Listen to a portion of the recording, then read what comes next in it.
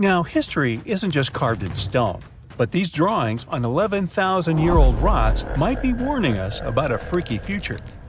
Both the Mayans and the people at Göbekli Tepe made big predictions about humanity's future. What's eerie is that despite being hundreds of miles and years apart, they used similar symbols. Now, let's get one thing straight. Ancient civilizations often depicted their deities as humanoids.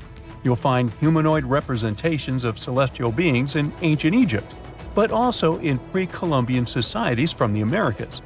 For example, Aztecs had an important deity they called Quetzalcoatl. He was related to the wind, Venus, and the sun. In some ancient Aztec art, he's depicted carrying a tiny handbag. The shocker is that a very similar winged figure was represented by the Assyrians. Now, it's already odd that they chose similar forms to represent their gods, even though these civilizations didn't have any contact with each other. But to draw an almost identical handbag? That seems like a bit of a stretch. Of course, now, when we say handbags, we mean carvings depicting things that look like modern handbags. Not quite Coach or Prada, but you get the idea. Some theories suggest this mysterious handbag could be related to time travel. We've seen that Göbekli Tepe tells of a great flood that destroyed an ancient civilization. But during that civilization's time, they raised cattle and grew food. They knew how to handle seeds and grow crops. According to one theory, this stylish accessory could have been used for carrying seeds. Since Göbekli Tepe is believed to be near where Noah's Ark might have been found, the people of the area could have gathered seeds to plant in the New World after the Great Flood. Strange? Definitely. But so is everything we've been talking about, so let's roll with it. Another theory on the meaning of the handbag has a much more straightforward approach. In multiple ancient cultures, the circle was used to represent spirituality and non-materiality, but the square was often associated with concepts of the earth and materiality. So, what we modern humans understand as a handbag might be an image that symbolizes the reunification of the earth and sky, of the material and non-material elements of existence. Not a bad theory, I would say. But then, who am I? Some researchers, like Graham Hancock, are not convinced with these previous explanations. For him, Göbekli Tepe is all about little gray people and their contacts with ancient earthling civilizations. You see, right in the middle of this ancient site, there's a special pillar called Pillar 43, or Enclosure D. At first glance, it looks like an astronomical calendar. You see the scorpion? That's the Scorpion constellation. And that ball in the center? It's all about the sun's alignment. We know ancient societies like the Maya or Incas were stellar astronomers. So what's the big deal here? Turns out, the folks at Göbekli Tepe were talking about a massive natural disaster that wiped out all forms of life before their time. When astronomers recreated the angles and positions from Pillar 43, it showed an astrological setup from over 13,000 years ago. The stone also depicted a tragic event, a mix of a flood and a meteor shower. The headless man? That's humanity's tragic end. And the snake from the ground? Giant waves washing over the earth. And it's not just one stone telling the tale. Pillar 56 shows more of the Younger Dryas event, or as it's called, the terror from the sky. You see animals fleeing and waves crashing as the meteor shower hits. But wait, while Pillar 43 gives us the exact date of the last disaster, Pillar 18 in Enclosure D gives us the date of the next possible wipeout. The art depicted in this pillar zooms in on the constellation of Aquarius. Now, you might have seen the movie The Age of Aquarius or heard some woo-woo theories about how we're entering this phase right now. You see what I'm driving at? Göbekli Tepe might be giving us the date of the next disaster so that we have time to prep for it. These images could be a survival guide for humanity. Or not. Now, this would be bananas if it weren't for one piece of evidence. Let's check the facts. The Encke comet, discovered in 1786, used to be part of a megacomet, 100 miles wide, made of ice, metal, and rock. It broke up and formed a debris field. Now, instead of one huge comet, we've got millions of smaller ones.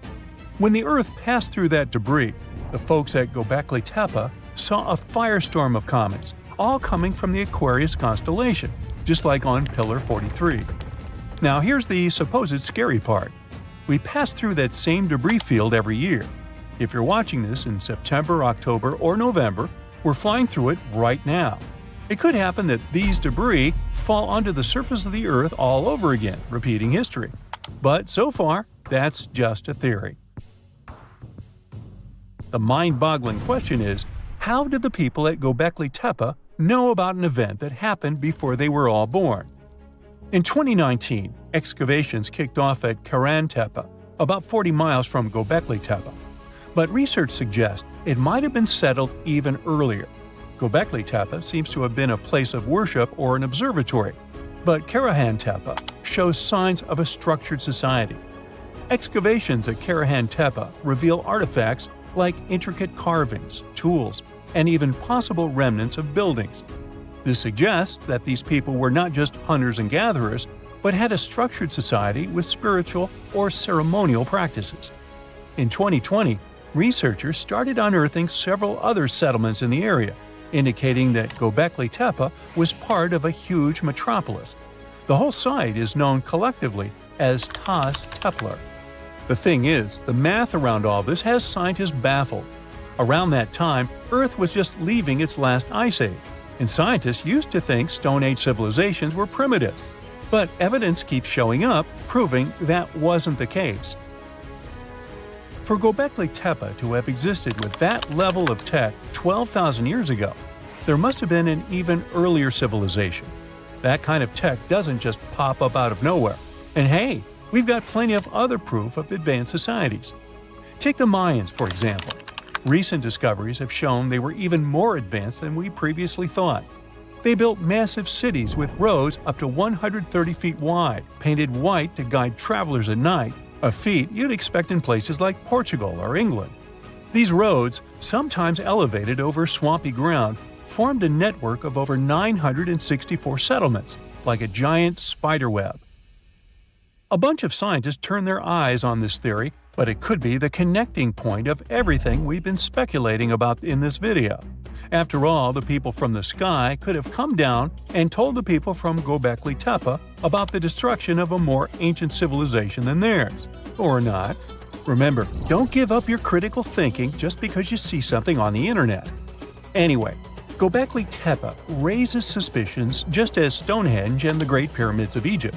When we mix little green aliens into the equation, it explains one way that surreal engineering feats were possible in these sites. But it also underestimates our human ancestors and their thinking abilities. One of the main characteristics of Göbekli Tepe's architecture are the T-shaped pillars. The heaviest of them weigh 20 tons and are around 20 feet. These pillars were erected perfectly, without so much as a dent in them. Sure, that's pretty hard to do without modern machines. But hey, maybe they figured it out and built it after much effort. Now, in case you don't know what I'm talking about, this old pal is supposed to have cracked the secret of the pyramid builders in modern-day America. He used it to build his own castle and other mesmerizing structures. So, hey, I guess we'll have to keep digging to find out the actual facts about it all, huh? There are several places on Earth, awesome and mysterious, that evoke so many questions that some people believe they were built by or with the help of extraterrestrial intelligence. Let's explore those mystical destinations. In the hills above Cusco, Peru, you'll find an ancient Inca fortress called Sacsayhuaman. Some of the massive stones of its walls weigh as much as 360 tons. They're cut and fitted together surprisingly precisely, and no mortar is used. The stones used for this construction were transported over 20 miles from quarries. But how did the Inca do it? Did they ask for extraterrestrial help? Perhaps. But archaeologists disagree. They have found evidence that the Inca used advanced engineering techniques involving ropes and levers to move and fit the stones. Okay, let's move on to the Nazca lines. You can see them in the deserts of southern Peru. In this area, more than 800 lines and 300 shapes stretch across the deserted landscape. Those are called geoglyphs and are best viewed from the sky. That's how theories about alien involvement popped up. The lines were made by removing the top layer of reddish rocks to reveal the lighter ground beneath. And this is a pretty simple technique. You don't even need to use modern tools. the purpose of the Nazca lines is still a mystery, but most experts believe that they had some ceremonial significance. Now, the stone circle of Stonehenge must have something to do with extraterrestrial visitors, right? Those stones, some weighing as much as 50 tons, were brought from quarries hundreds of miles away. No wonder many people offered theories about alien intervention. Well, sorry to disappoint you, but archaeologists have proven that the monument could have actually been built with the help of technologies available around 5,000 years ago, such as wooden sleds and rollers. The exact purpose of Stonehenge is still under debate. Its builders could have used the stone circle to track the sun or to perform astronomy-related rituals. The next breath-stopping place on our list is the Egyptian pyramids, namely the pyramids of Giza just outside Cairo. They were built over 4,500 years ago. The largest of them, the Great Pyramid, is made of millions of 2-ton stones which are arranged with super precision. The pyramids also align with the stars of Orion's belt, and this makes some people believe that aliens might have helped to build these awe-inspiring constructions. Experts disagree. They say that although the exact methods the Egyptian builders used are still unclear, the pyramids are undoubtedly a human achievement. Ramps, levers, and a large workforce were likely used to move the stones into place. Then, how about Teotihuacan, located near modern-day Mexico City? Once, it was a thriving metropolis.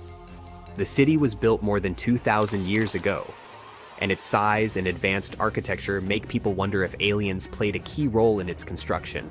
In reality, the city was created by several cultures, including the Maya and Zapotec. It was a center for trade, agriculture, and other activities, but it does have some connection to space. Its layout, with the pyramids aligned to celestial events, shows a deep understanding of astronomy.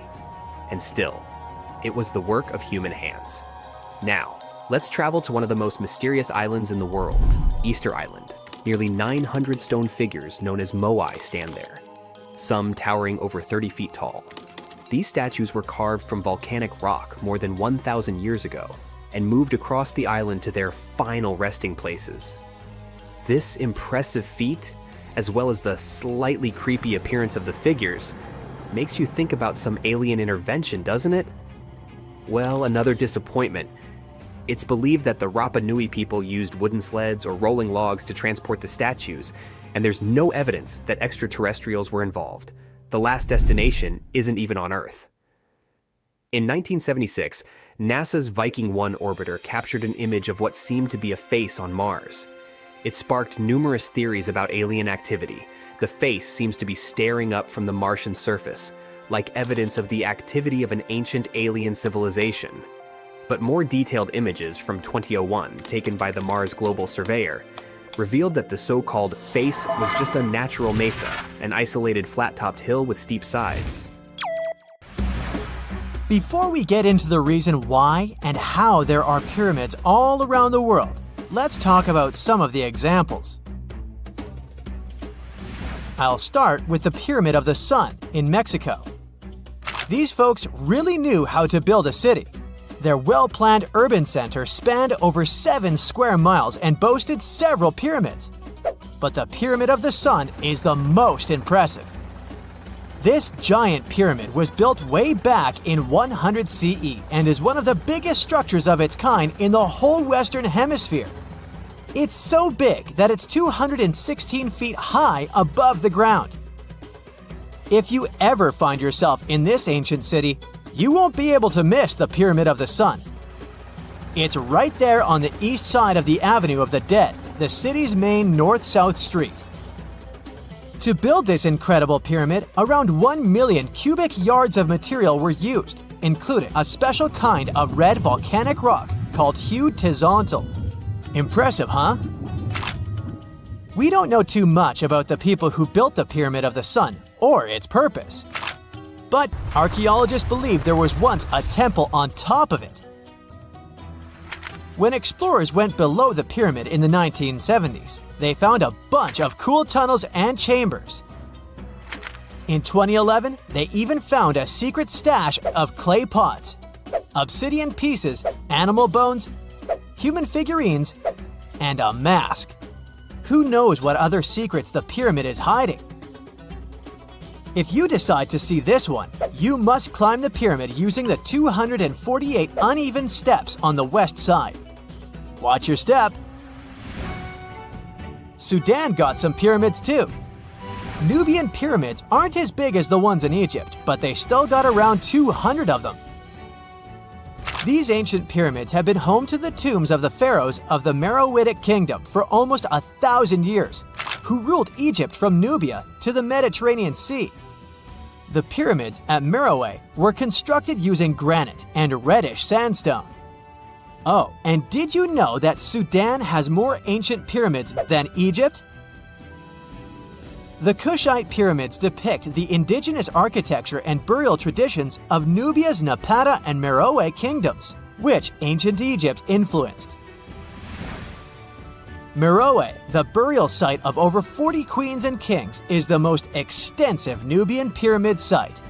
The tomb walls depict mummified royals bedecked in jewelry, their wooden caskets containing bows, quivers of arrows, and other artifacts pointing to the Meroitic relationship and trade with Egyptian and Greek civilizations. So if you're looking for some ancient tombs to explore, you may consider skipping the crowds in Egypt and heading on down to Sudan. Let's fly to Iraq to see some more pyramids. Ziggurats have fancy receding layers and tiered temples. Instead of a smooth exterior, it has tiers like a cake. Perfect for all the important work and rituals that went on inside. You can find these towering structures scattered throughout Iraq and Iran, and they're a real testament to the power and skills of the people who built them. One of the biggest and most impressive ziggurats is the ziggurat at Ur. It's basically a giant rectangular pyramid that stands a whopping 70 to 100 feet tall, with 3 levels of terraces and a temple on top. Can you imagine how many baked bricks it took to build that thing? Try 720,000 for just the lower portion. This particular ziggurat was built for Sumerian king Ur-Nammu. Similar to other ones, this pyramid has been around for thousands of years, so it got a little rough around the edges. Thankfully, the Babylonian king Nebuchadnezzar II and some archaeologists came to the rescue in the 6th and 20th centuries respectively. And now, you can find this near Talil Air Base. The ziggurat at Ur was built in 2100 BCE by King Ur-Nammu for the moon deity Nana. It was the tallest building in the city, and you could see it from miles around. It was like the medieval cathedral spire of its day. People would come here to bring their agricultural surplus and get their food allotments and seek spiritual nourishment. Sadly, the Nana temple at the top of the ziggurat didn't survive, but we do have some blue glazed bricks that may have been part of its decoration. The lower parts of the ziggurat are pretty amazing though. The architects even included holes in the temple's baked exterior to let the water evaporate from its core. Since we explored some of the pyramids on our planet, let's take a broader perspective. They can be found in many parts of the world.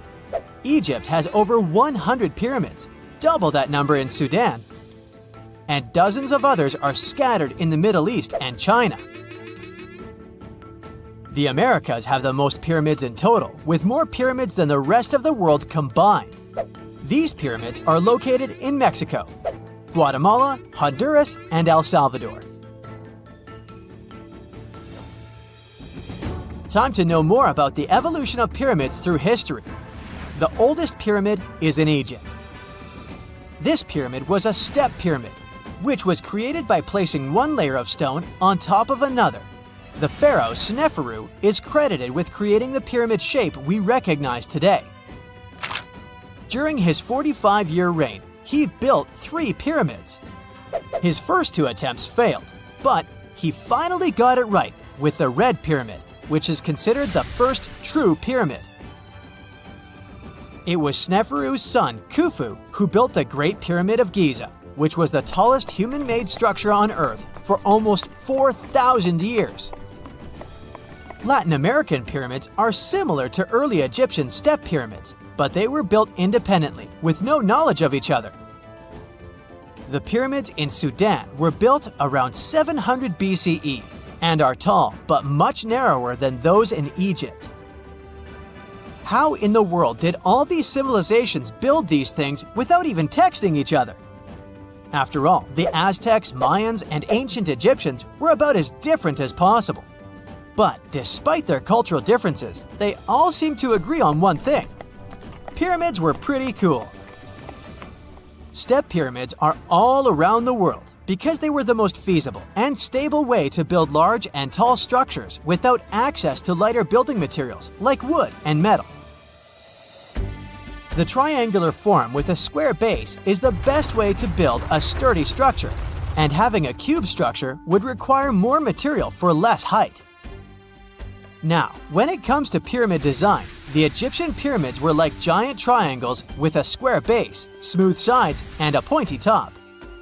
On the other hand, the Aztecs and Mayans went for a tiered cake look, with steps leading up to a flat platform on top.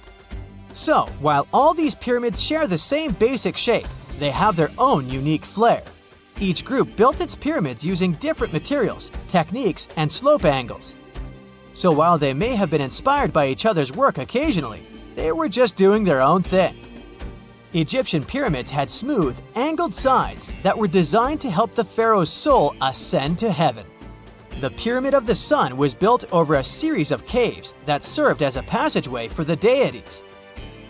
The Maya built the temple of Kukulkan in Chichen Itza to honor the deity Kukulkan, usually represented by a serpent. Nicknamed El Castillo, it has 91 steps on each side, plus a platform. That's 365 steps, one for each day of the Mayan calendar. Tell me, Brightsiders, how were pyramids built? To begin with, humans made them, not a foreign race from space that landed on Earth. You see, one thing that all pyramids have in common is that they were built without advanced tools or even the wheel. It took a lot of people to build them, including skilled laborers and architects. For example, it's estimated that 20,000 people built the Great Pyramid of Giza, and it's believed that most of them were skilled laborers. Building pyramids was a massive undertaking that required years of planning and effort.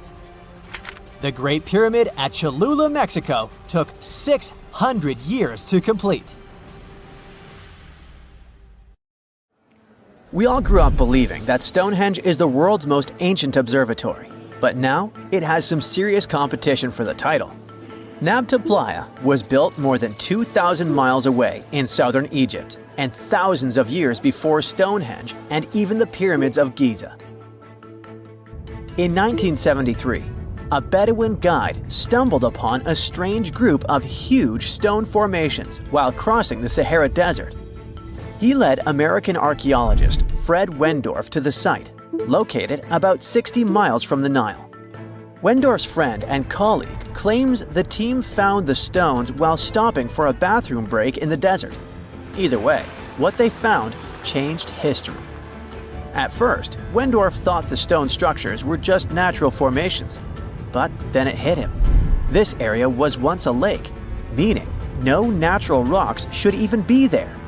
He kept coming back to the site for decades, and by the early 1990s, his team finally uncovered a circle of stones that seemed to line up with the stars in a way no one could explain. After 7 long years of trying to crack the mystery of the site, Wendorf reached out to an expert in archaeoastronomy. They study how ancient people used the stars. One evening, while the expert sat in the cool desert sand staring at the stones, he realized that they formed a pattern radiating outward from a massive burial mound. One by one, as they dug into the sediment, the buried megaliths started lining up like spokes on a wheel. The team had already used radiocarbon dating to test samples from fire hearths and tamarisk wood roofing found inside the stone circle. Nabta Playa had dozens of standing stones, all a few feet tall. Some of them lined up exactly with the sunrise on special days, and others matched up with bright stars in the sky. Inside the big circle, there were 6 special stones that may have been used for rituals or marking important times of the year. Around them, 29 standing stones might have worked like a simple calendar to help people know when it was time for something important. like the summer solstice, the longest day of the year. When the sun rose in just the right spot, it was a sign that the rainy season was coming. The stone circle once aligned with the brightest stars in the northern sky: Arcturus, Sirius, and Alpha Centauri. Some stones even pointed to the constellation Orion. By tracing Arcturus's movement across the sky, they figured out that it matched perfectly with the circle around 4800 BCE. That means it was the oldest astronomical site ever discovered. And the people of Nabta Playa may have been watching the stars thousands of years before telescopes were even invented. It looks like it had a huge meaning for people living and traveling through the desert. Over 10,000 years ago, the long, cold, and dry ice age that lasted for tens of thousands of years was finally fading away. Northern Africa got massive monsoons and rains that filled up seasonal lakes. So, parts of the desert turned into short-lived oases.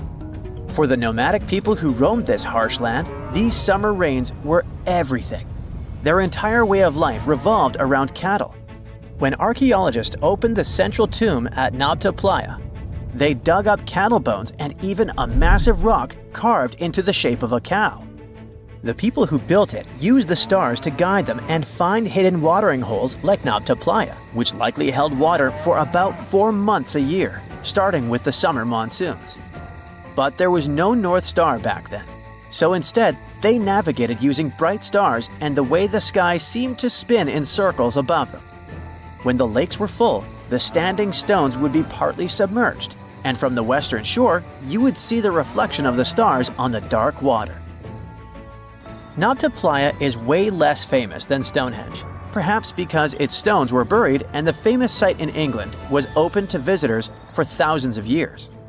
Sadly, when Nabta Playa did become famous, some tourists ruined parts of it by moving stones around, which messed up the ancient star alignments. To protect it, the authorities moved everything to a museum where people can see the stones and the carved cow statue without damaging them. The Egyptian Observatory isn't the only construction similar to Stonehenge. It has versions that were used for different purposes, from Germany and France to the US and the Andes in northern Peru. This last one is actually one of the oldest big structures ever built in this region. The circular plaza is made of 2 giant stone walls arranged in a ring. It was likely used for ceremonies and gatherings. Scientists have carbon dated it to be about 4,750 years old, which means it was built before the Great Pyramids of Egypt and Stonehenge.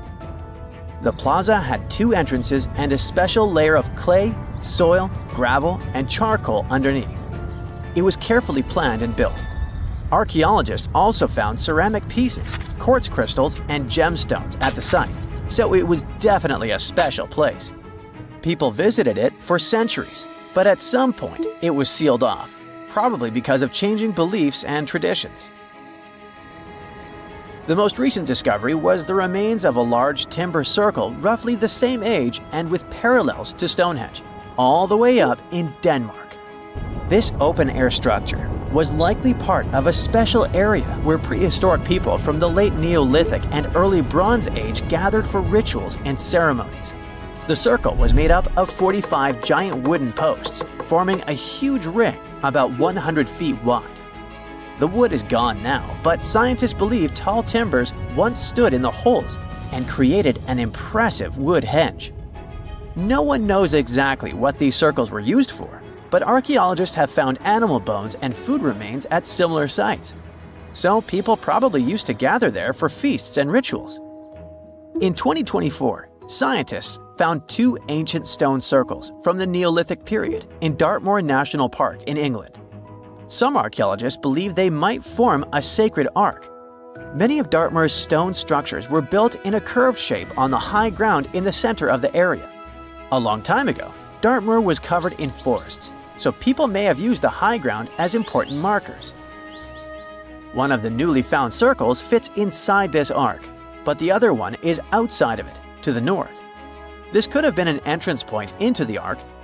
There's also a raised bank of earth near the stones, which looks similar to other famous Neolithic sites, like the Ring of Brodgar in Scotland and Stonehenge itself. This means the people who built these circles may have visited Stonehenge or been inspired by it. Archaeologists in Oman found ancient stone monuments called tralith, which got the nickname Arabian Stonehenge. They were finished about 2,000 years ago, but no one knows for sure who built them or why. Scientists also found stone hand axes that are incredibly old, between 300,000 and 1.3 million years old, from the time when the first humans left Africa. At another site in central Oman, archaeologists discovered a Neolithic tomb from around 5,000 to 4,600 BCE. There are 2 chambers with the bones of dozens of people inside beneath a giant megalithic structure. Nearby, they also discovered rock carvings that were made by people who lived in the area. And then there is another Stonehenge look-alike, this time in Saudi Arabia, that was used as an apartment complex thousands of years ago. Archaeologists discovered a total of 345 stone circles by looking at aerial photos of a lava field. Each circle is between 13 to 26 feet and has at least one large standing stone in the middle. These structures still have remains of stone walls and doorways. Stone circles like Stonehenge are often linked to ceremonies and rituals, but scientists say that many early houses were actually built in round shapes, and rectangular homes only became common much later in history. The county of Kent, England, has a cultural treasure called the Margate Shell Grotto. This subterranean passageway is lined with about 4.5 million seashells, composing an intricate mosaic. The gorgeous landmark was stumbled upon by accident in the 1800s, and it's still engulfed in mystery to this day. That's because no one knows who built it or why. Experts can't even figure out how it was built, since they'd need to collect samples from the walls and the removed parts would be irreplaceable. A brief analysis of the substance beneath these shells points to some sort of fish-based concoction. Some believe these walls were designed by some sort of evolved ancient civilization. Others describe the Margate Shell Grotto as belonging to either Egyptian, Roman, Indian, or Phoenician architecture. One other potential explanation is that the masterpiece was a personal project of an eccentric Victorian aristocrat. Now, the Roman Colosseum used to be nearly twice as large as it is today. However, it did not survive in its full form throughout the ages. Let's look at some of the history surrounding the Colosseum to piece the story together and how it managed to be scattered around town. The construction of this building began in 70 CE under Emperor Vespasian. Is that where Vespa comes from? Ever since it first opened, it was home to lots of activities and shows, featuring the mighty gladiators and a large array of exotic animals. And we'll leave it there. Its architectural glory started to dim down in 217, when a fire struck the upper parapets and much of the building's interiors. It took a whole century to finish the repairs for the damages, but the first form of the Colosseum would be gone forever. The downfall continued with an earthquake that affected southern Italy in 443. At this point, a big part of the Colosseum's outer ring was damaged. After the Siege of Rome, which happened in 472, locals met hardship, so a lot of them had to rely on selling pieces of limestone from the ancient Colosseum. Its most devastating blow came from another earthquake, which happened in 1349. This is when the south side of the building completely collapsed. That's when it started to look more like the building we see today in the Italian capital. However, the pieces of stone that were shaken off from the Colosseum were used to rebuild some other famous landmarks in Rome. So, if you just think about it, the missing part of the Colosseum isn't missing at all. It's just been repurposed, scattered around the city. Official efforts to preserve the Colosseum started around the 17th century and have been developing ever since, culminating with the massive Roman building being named one of the 7 wonders of the world in the 21st century. Now, the Colosseum may be the most famous, but it's certainly not the only ancient amphitheater worth mentioning. Continuing the list is the Amphitheater of El Jem, which dates to around 238. You'll find it in the small Tunisian town of El Jem. History connoisseurs may know El Jem as one of the best preserved Roman stone ruins in the world. It stands at about 100 feet tall and has the capacity to host around 35,000 people. No list of important ancient sites is complete without mentioning the glorious city of Pompeii in Italy. A massive eruption of the Vesuvius volcano covered the entire city in a considerable layer of volcanic ash. Luckily for us, though, what was left underneath that layer was very well preserved, and it's been studied ever since its discovery in the 1800s. Pompeii was originally inhabited by the Oscan tribe long ago, but it was then transformed into a colony during the ages of the Roman Empire. It has some of the best preserved villas, baths, shops, and even residential buildings. Tourists can also walk across paved streets and see artworks like sculptures, mosaics, and wall paintings. Now, when visiting Peru, most people head over to Machu Picchu. But let me tell you a little secret. Machu Picchu is not that ancient, as it's estimated to have been built in the 15th century CE. If you're looking for something a bit older, the ruins of Caro, also situated in Peru, might be a better choice, as it's one of Southern America's oldest urban areas. No sign of brutality was ever found here in this area, so archaeologists suggested that this place was home to a peaceful society. It's believed they used commerce to make ends meet, and they also enjoyed music. That's because one of the most significant discoveries made here at this site was the impressive collection of musical instruments, which featured 37 cornetos made of animal bones, like deer and llama. Another 33 flutes were found here, which were estimated to date as far back as 2170 BCE. The ruins of the ancient city of Pella in Jordan date back to over 6,000 years ago. They are also a notable example of advanced societies that have been long gone, as it features ancient theaters, Roman baths, and a fountain house. What makes this location even more important is the fact that archaeologists believed it has been populated ever since the Stone Age. The ancient theater of Fourvière is a secluded gem hidden in the French city of Lyon. Archaeological data estimates it was built over 2,000 years ago, and it offers a gorgeous view of the city. Able to seat about 10,000 people, this ancient theater is home to the famous Nuit des Fourvières, a music festival. Now, back in Greek and Roman times, it was called Heliopolis, or the City of Sun. These days, Baalbek features a temple complex that's home to two of the biggest Roman temple ruins, the temples of Bacchus and that of Jupiter. Should you want to visit it, you'll need to head over to eastern Lebanon, where these temples are wonderfully preserved to this day. We do know they date back to about the 2nd or 3rd century. The Ellora Caves in India are said to date back as far as 600 CE, and they stretch across more than a mile. Located in the state of Maharashtra, here's where you can visit a rare array of 34 temples, which were intricately carved out of the mountainside. They're filled with delicate works of art like paintings and sculptures. The so-called Cradle of Humankind is home to the oldest record of humankind's history. It's found near Johannesburg in South Africa and features some of the oldest hominin fossils ever discovered. Here you can find roughly 40% of the world's human ancestor fossils. One interesting fossil is that of an Australopithecus africanus called Mrs. Please, who's estimated to have lived around 2.5 million years ago. Fun fact, they even let you have a wedding here. Another temple complex that goes back to the 10th century is Kol Kir, and this one is in the jungles of Cambodia.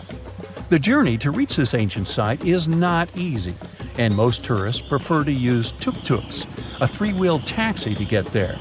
The most important monument here at Kol Kir is named Prasat Tham. Only a limited number of tourists are allowed to climb the staircase to the top to reduce their exposure to damaging elements. But the views are worth it if you don't have a fear of heights. You'll see about 40 inscriptions that go as far back as 932. A lot of monuments from the complex aren't open to visitors, since they are still hidden in the forest and the area is not safe. It's hard to imagine that this site used to be the location for the biggest trading center in the world back in the 3rd century. However, since the ruins of Volubilis are some of the best preserved in the world, they can still paint us a pretty accurate picture. with its majestic House of Commons and the triumphal Arch of Caracalla. Volubilis was the farthest city of the Roman Empire and a key location for the Kingdom of Mauritania. It would have been in an even better location if it weren't for an earthquake that happened in the 18th century. If you ever want to check it out, be sure to head to Morocco's Fez Meknes region.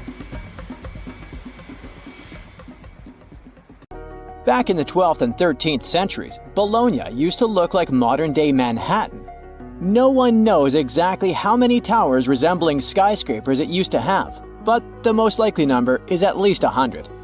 The tallest of them was around the same height as Big Ben.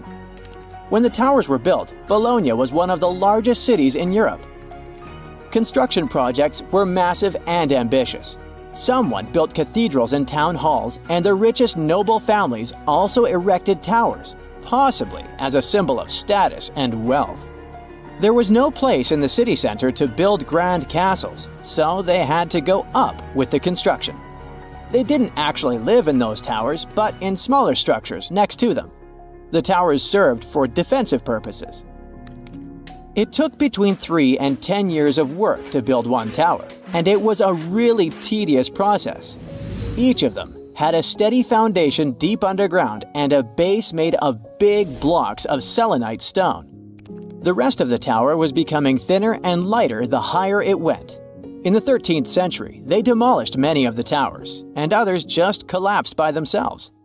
Some of them were later reused as city towers, shops, or residential buildings. Now you can see only 22 towers still standing in the center of Bologna. 2 of them have become the unofficial symbol of the city, mentioned in every guidebook. Another historical surprise coming from Italy is that gladiators weren't only male. Gladiatrix were rare, but they did exist. There's evidence that several women took part in Rome's public games. In ancient texts, these women were often called ludia, or mulieres, but not ladies. Some scholars think it means that it was mostly lower-class women in the arena. The term gladiatrix wasn't used in ancient times. It was first coined in the 1800s. Women who chose to become gladiators seemed to do so for independence, fame, financial rewards, and probably debt remission. They were most likely honored like male gladiators. All this was a bit tricky to accept in Roman society at that time, and women's roles in it. At the beginning of the current era, the Roman Senate passed a law prohibiting free-born women under 20 from taking part in arena games. Emperor Septimus Severus banned all women from the arena in the year 200 of the current era. He was probably afraid that women might want to compete in the Olympic Games. It would seriously mess up the existing social order. Pineapples were once the equivalent of designer bags and watches today, a symbol of wealth and status in Britain. You can still see them at the top of the western towers of St. Paul's Cathedral, one of the most famous landmarks of London. Explorers who came back from the Americas described pineapples with so much enthusiasm that everyone was dreaming about trying the king of fruits, as it was called. Pineapples need very high temperatures and years to mature. And despite the cold and rainy climate of England and Scotland, you could see pineapples growing in any wealthy country house garden by the end of the 18th century. They even installed special greenhouses called pineries with heating systems. A single pineapple was worth up to 80 pounds, which is about $15,000 today. Of course, people would hardly eat this expensive beauty, but send it as a gift or display on a dining table until it would rot. Folks who couldn't afford to buy a pineapple would sometimes rent one to show off wealth at a party. The king of fruits became a part of various designs and tableware for the rich. Stone pineapples on gateposts and the pineapple atop the Wimbledon trophy are living memories of that time. Around 1820, there were so many pineapples imported from abroad that they started losing their luxury status. 100 million years ago, there were giant crocodiles living in the Sahara Desert. In the 1990s, paleontologists found fossilized skeletons of primitive crocodiles, including the so-called supercroc. They discovered several partial skeletons from 110 million years ago. This prehistoric giant with a head as large as an adult human was about 40 feet long. That's about 2 times as tall as a giraffe. The croc thrived both in water and on land as part of a diverse ecosystem of ancient North Africa. The expeditions to the Sahara found a whole lost world of ancient crocodiles, with some species that resembled modern animals. One of them was the dog croc. With its tall legs and keen sense of smell, it moved through the surroundings much like a dog. Another fascinating find was the duck croc, a 3-foot-long crocodile with duck-billed platypus-like features. It was adapted for life on land rather than water. And then there was also the rat croc, a small 2-foot-long crocodile. This species had front teeth, perfect for digging up insects. These prehistoric creatures were more agile, active, and probably more intelligent than today's crocs, who are passive hunters. If noise-canceling headphones had been invented in the 19th century, they would have come in really handy. On the 27th of August 1883, the island of Krakatoa in Indonesia experienced a catastrophic eruption. It produced what is believed to be the loudest sound ever recorded. As Krakatoa collapsed, it triggered tsunamis with waves reaching 151 feet that traveled as far as South Africa. Krakatoa was an uninhabited volcanic island that hadn't erupted for 2 centuries before this terrible day. The eruption took the lives of over 30,000 people and caused extreme fluctuations in air pressure, perceived as sound. A barometer at a gasworks 100 miles from Krakatoa recorded 172 decibels. An average human can withstand up to 130 decibels of sound without getting in serious trouble. This intense pressure ruptured the eardrums of sailors on the British ship Norham Castle, which was 40 miles away from Krakatoa. The sound wave from it circled the globe, and people could still hear it even 3,000 miles away where it resembled cannon fire. The late 1800s were a golden era for grand mustaches. But there was one problem. You couldn't enjoy a cup of tea with this kind of facial hairstyle. The heat from the tea would melt mustache wax and make the ends droop. Fine gentlemen had to struggle because of it until the invention of the mustache cup. Harvey Adams, a British potter, likely invented the mustache cup in the 1870s. He patented a butterfly-shaped ledge inside the cup with a hole to sip through. Thanks to it, the mustache didn't get wet. These cups quickly became a hit, first in the UK and then across Europe. In the United States, they were sold at stores like Sears and Marshall Field's, now part of Macy's. Mustache cups came in various shapes and sizes. Some, like farmers' cups, could hold up to a pint of tea. Others were smaller porcelain pieces shaped like conch shells or decorated with the owner's name. They often came with matching saucers. Lord Byron, one of the greatest British poets, kept numerous dogs and cats and a whole bunch of exotic animals. There was a monkey, a crocodile, a fox, peacocks, a bear, and several badgers. When Byron attended Trinity College, Cambridge, college rules prohibited keeping dogs on the grounds. He got really angry and decided to go around the rules. Byron brought a tame bear as his pet. The college authorities argued with him, but since the statutes did not specifically mention bears, they had no legal grounds to remove either the bear or its owner. Byron walked the bear on a chain, talked to it, and even considered applying for the bear to become a student at the college. We still don't know how and where Byron got the bear, but when he left Cambridge, he took the bear with him to his estate in London. Now, we wouldn't call this island mystical unless there were tales of giants living here. The island of Gozo in Malta is the backdrop of an ancient legend. Malta is an island country located in the Mediterranean Sea, just south of Europe. It's a very strategically located archipelago. Throughout history, it was ruled by many different societies, such as the Phoenicians, Greeks, Romans, and Carthaginians. One cold night, thousands of years ago, a farmer noticed the sky turn orange, then red, when he heard a loud thump. Although the ground seemed to be moving, this wasn't an earthquake. When he looked toward the woods, he saw a giant silhouette, taller than the trees. As he fearfully approached, he realized it was a woman, a giant woman. She introduced herself as Sunsuna. Unlike the terrible giants of many tales, Sunsuna didn't want to exterminate the human race. She was loving and caring. She told the farmer that she and her people could help protect their land from invaders. The locals were pretty interested in this offer. Since Malta is located in an important commercial route, it was constantly being invaded. The story says that Sunsuna settled in Malta, and sooner rather than later, she was moving things around. And when I say things, I mean monoliths. Sunsuna carried huge stones on her shoulder to build a magnificent temple called Gigantia, which means place of giants. She even did this while holding her half-giant, half-human kid on the other shoulder. Some say Sunsuna lived exclusively on beans and honey, although others replace honey with water. The funniest bit here is that Malta is the 10th smallest country in the world, but it somehow managed to host giants. Hey, go figure.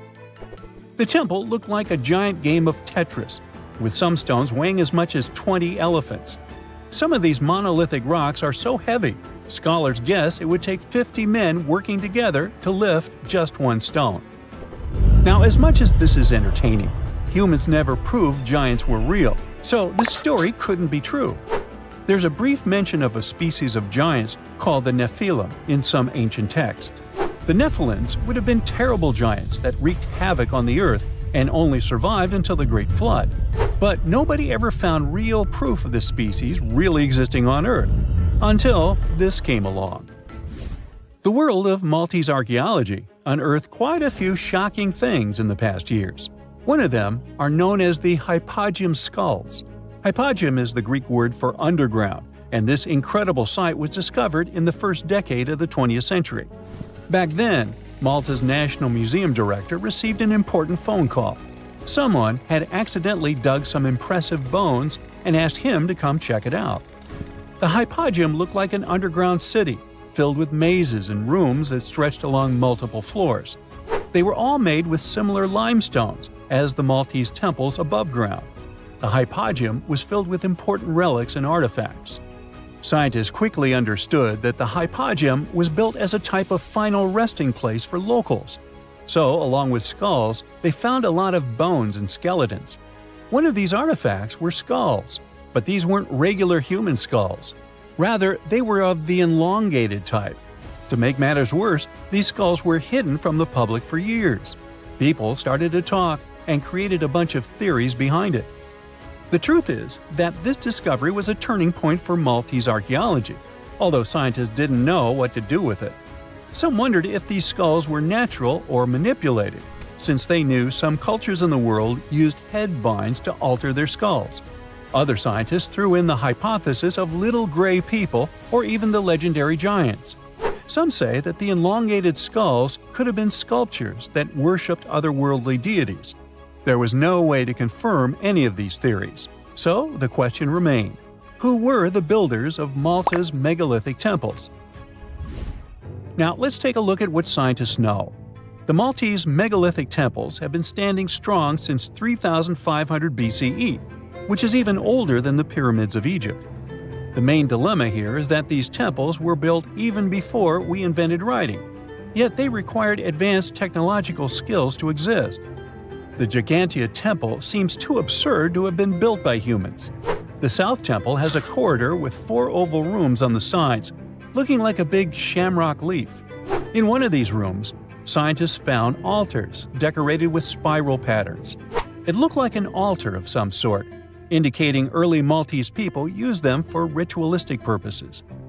The North Temple is similar but smaller, with a very low entrance that makes people crouch down to get inside. You get it? You need to bow down to their deities in order to get into this sacred place. I mean, one can't help but wonder about the secret reasons these ancient builders had to build such a huge temple. I'm thinking they probably cast one of Daenerys' dragons to move the monoliths around. Yeah, I'm joking here. But hey, remember the entrance to King's Landing? Yup, the series used the Medina Gates in Malta as the exterior of King's Landing during Episode 3 of Season 1. Anyways, back to the giants. The ritualistic theory of the whole thing won a few points when archaeologists uncovered these mysterious figures. They're popularly known as fat ladies. These tiny statues have round bodies and faces that show how much they enjoyed life. They kind of look like a miniature Sunsana, the giantess we talked about. Scientists believe these were statues that celebrated well-being and prosperity. It does prove that the people of the time had advanced craftsmanship skills, and they were pretty intentional with their constructions and art manifestations. One of these statues is known as the Sleeping Lady. This Neolithic piece of art depicts the figure of a large woman lying on her side sleeping. After studying it deeper, scientists guessed this statue was meant to represent the Great Reaper. It was found in the hypogeum, which we now know was a huge resting place. This specific statue is different from all the other fat ladies, starting with the hair and the embroidered skirt. Then there's this statue. This is supposed to represent an 8-foot-tall woman and the rim of her skirt. She was discovered in the most unusual of ways. A farmer was trying to plow his field, but he kept hitting large blocks of stone. All the way back in 1915, the farmer called Malta's National Museum director and asked him to come check it out. Some think this is all the proof you need to confirm that Sunsana was real. Others aren't all that sure. But that's not all. The place where this giant statue was buried revealed one of Malta's most impressive archaeological sites, the Tarsian temples. The temples were made from limestone blocks. Some are 20 feet tall and weigh around 20 tons. Zamet, the museum director, kept digging and discovered multiple sites made of megalithic stones. All of them supposedly built by Stone Age farmers, all stranded on a remote island in the Mediterranean Sea thousands of years ago. It just doesn't make sense. I mean, look at these temples in Manidra. This is probably the world's earliest calendar. On the equinoxes, the sun passes directly through the main doorway, straight down the central axis. On the solstices, there are two superb variations. During the summer solstice, the rays fall on the edge of the megalith to the left of the doorway, and during the winter, the rays fall to the right side of the doorway. It's astronomical precision at its finest. And what about the structures in the Hall Tarsian that we've already talked about? This complex is the oldest one in all of Malta. It was built with the purpose of doing animal offerings to deities. Scientists confirmed this by unearthing numerous animal bones buried in the soil. They also found a great collection of spirals, indicating that the locals also used this temple for ritualistic purposes. Overall, there are 7 megalithic temples in Malta, each more impressive than the other. Scholars keep on digging to see if they can uncover the truth, much like researchers do with the pyramids of Egypt, the lost Mayan cities in the Americas, and other sites. Everyone loves a good landmark. The Roman Colosseum, the ancient city of Machu Picchu, the Giza pyramids. But have you ever wondered how it once looked? Way back in the days when they were built? Or even in the time they were covered in ivy and forgotten by humanity? Buckle up, because we're heading on a time travel adventure to the world's greatest archaeological sites. Our voyage begins in South America, deep inside the Peruvian mountains. Behold, the city of Machu Picchu. Machu Picchu is a monument to the ingenuity and power of the Inca civilization. During its prime, the Inca civilization stretched 2,500 miles along South America's coastline from modern-day Ecuador all the way down to Chile. And Machu Picchu was located at the heart and center of it. The historic site was constructed at around 7,000 feet above sea level, more or less around 1450 BCE. The gated city consisted of around 150 buildings made of stone. The Incas managed to build temples, houses, and even a complex aqueduct system to irrigate the entire town. And yes, they did all that without the help of wheels or any instrument made of iron. The housing model is somewhat similar to stone houses we see nowadays, with the difference that the Incas didn't use any cement to stick together the blocks of stone. Yet, they fit seamlessly on top of each other. Not only that, the Incas must have developed a rudimentary yet effective anti-earthquake technology, since in the event of a quake, the rocks would shake without falling out of place. If Machu Picchu had been built today, it would have cost over $70 million to finish the entire thing. The purpose of the site is still a mystery to many historians. Theories suggest that it could have been built as a ceremonial site, a safety base for the Inca people, or even a retreat for royalty. What we know for a fact is that in the 16th century, 100 years after Machu Picchu was built, its population abandoned it, with tree roots taking over the majority of the site and keeping it hidden from humankind for over 4 centuries. It wasn't until the 20th century that the world was reintroduced to Machu Picchu when a Peruvian farmer led Yale University professor Hiram Bingham III to visit the site. Since then, Bingham and many other explorers dedicated their lives and research to studying the archaeological wonder of Machu Picchu. Now, for the next stop on our time-traveling vehicle, the city of Pompeii in Italy. Pompeii has crowded our collective imagination for many years. The eruption of the Mount Vesuvius volcano in 79 AD and the destruction of an entire city is hopefully not something that will happen again. But I bet you're wondering, what did Pompeii look like on its last day? It took 18 hours for Pompeii's streets, markets, houses, and forums to be buried under millions of tons of volcanic ash. Thanks to some clever scientists, we discovered that the lava and ashes that covered Pompeii on its very last day actually helped to freeze the city in time.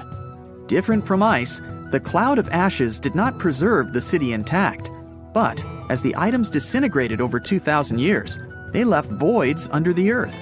Archaeologists found that if they filled these voids with plaster, the shape of the buried city would soon reveal itself. And that's exactly what happened. Of course, it was nothing like the bustling city of 12,000 people that had existed for many years before the fateful eruption. Pompeii was a vibrant and rich municipality. The site's ruins revealed that many areas of Pompeii boasted impressive houses, some with balconies, which was a sign of great wealth at the time. And, believe it or not, even some artwork survived the eruption.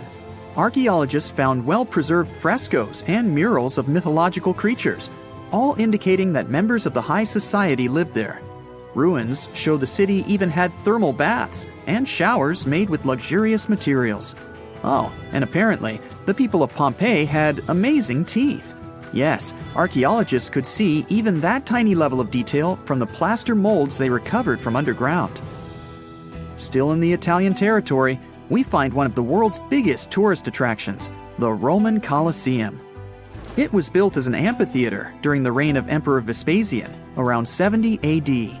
It wasn't until 80 AD that Vespasian's son, Emperor Titus, inaugurated the Colosseum. The monument was something to behold, with 157-foot-tall walls, over 80 entrances, and the capacity to host 87,000 people. All social classes and groups were welcome at the Colosseum, and this partly explains why it flourished for so many centuries. During the decline of the Roman Empire, around the 6th century AD, the Colosseum started being neglected and abandoned. The monument was looted, and some of its columns and stones were used to build infrastructure elsewhere. Only 1/3 of the original Colosseum still remains, and if it's big now, imagine what it once was. Greece was home to one of the world's largest empires. At the height of this empire, literally and historically speaking, more or less 2,400 years ago, the Greeks built a citadel known as the Acropolis. The Acropolis, which is composed of historical buildings, is considered to be one of the biggest landmarks of Western civilization to date.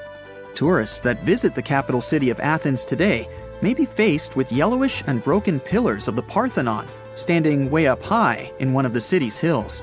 But way back when it was built, between 447 and 432 BCE, the imposing and majestic Parthenon was purely white, as the entire monument was built with gleaming white marble.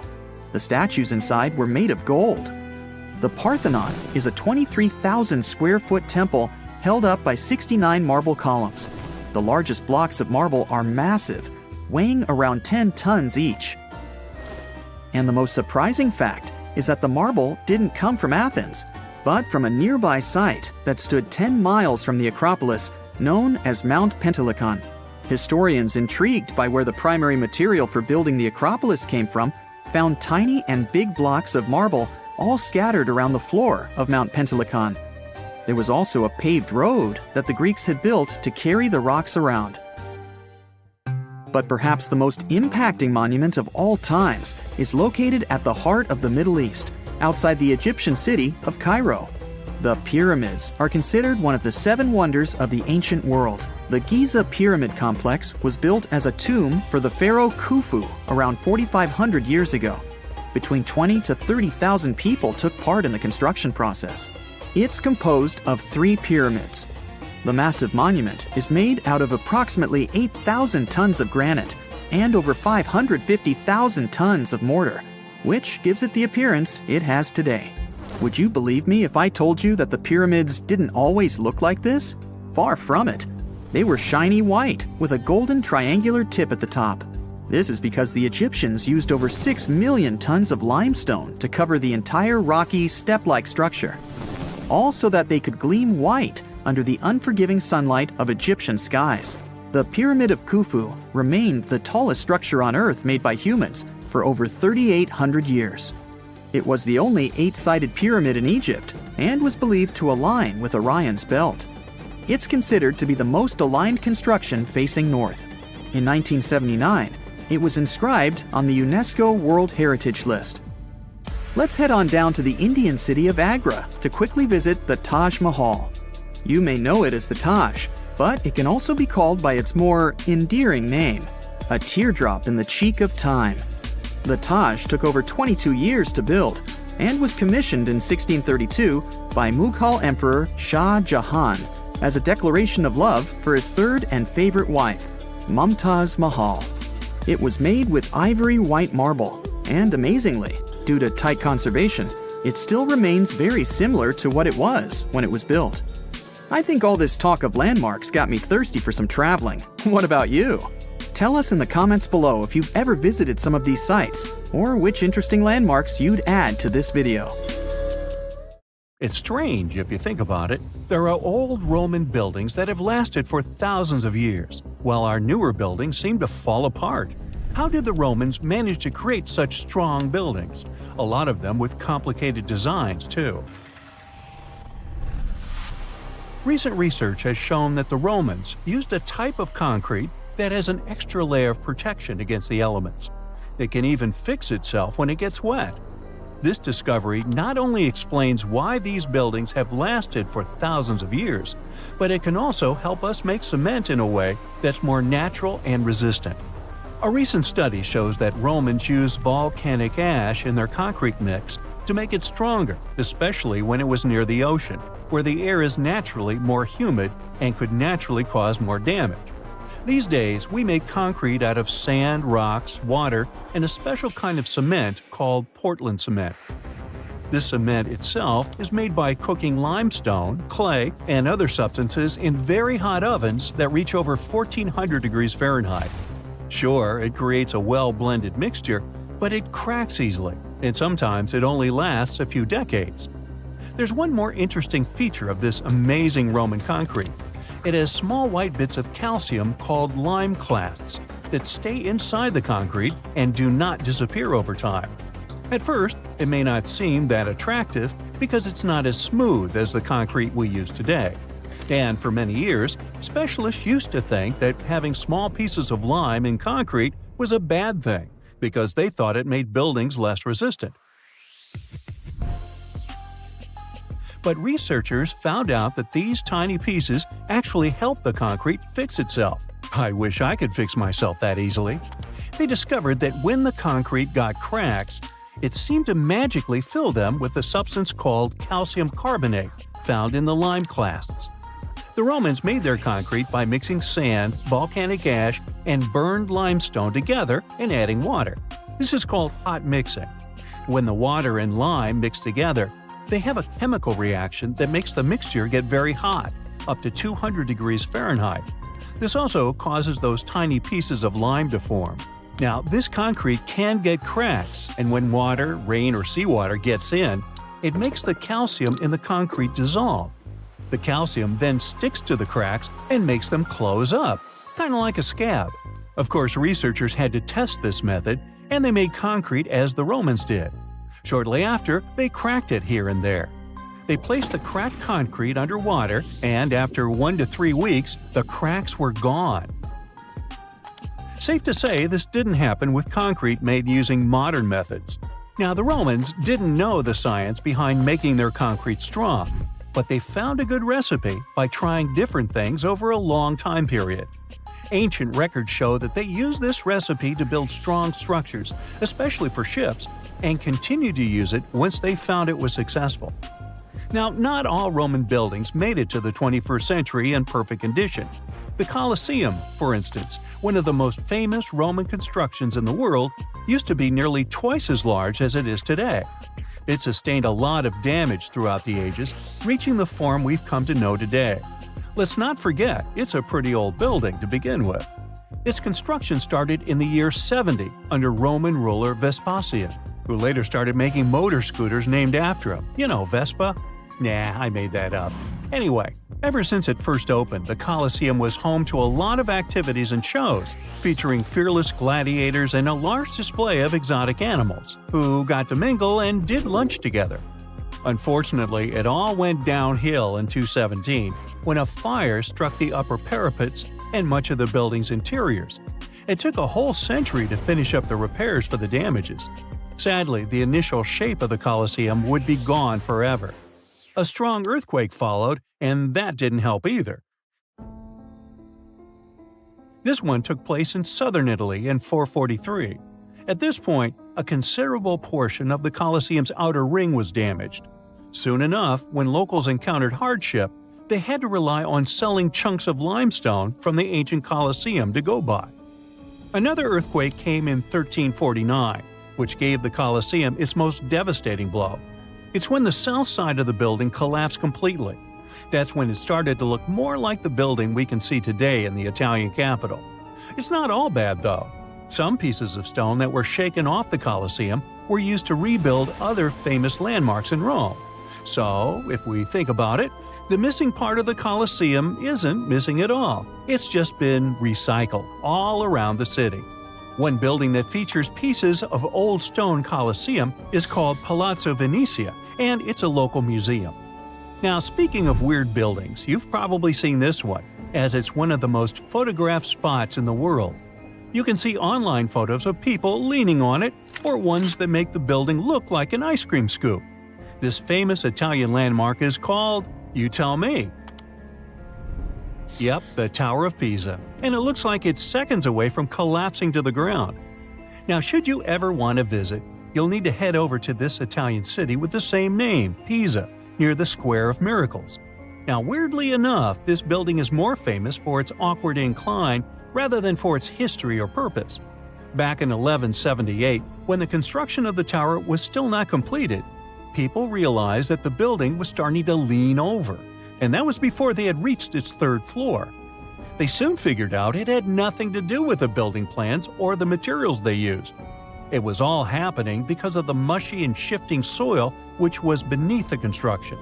These days, we know that placing a building on top of soil made of clay, fine sand, and shells isn't the best idea. But back then, people didn't know how to figure that out before building something. Now, fast forward some centuries, and it became clear that this 180-foot tower isn't just leaning, it is falling, and at a considerable rate of about 0.08 of an inch per year. Well, that may not sound like a lot, but multiply that by hundreds of years and, well, just look at the pictures and you'll understand. This leaning tower is more than 16 feet off its axis in the present day. So how come it hasn't fallen over altogether? Well, because of physics mostly. Its center of gravity continues to be located within the base of the structure, so it's pretty grounded. It's also been continuously watched over by local authorities to make sure they protect this unique building for as long as possible. The Pantheon is another great example of the way Romans understood architecture. It's also located in Rome and was initially built as a temple. The construction itself was made from concrete with different thicknesses and has an interesting shape too.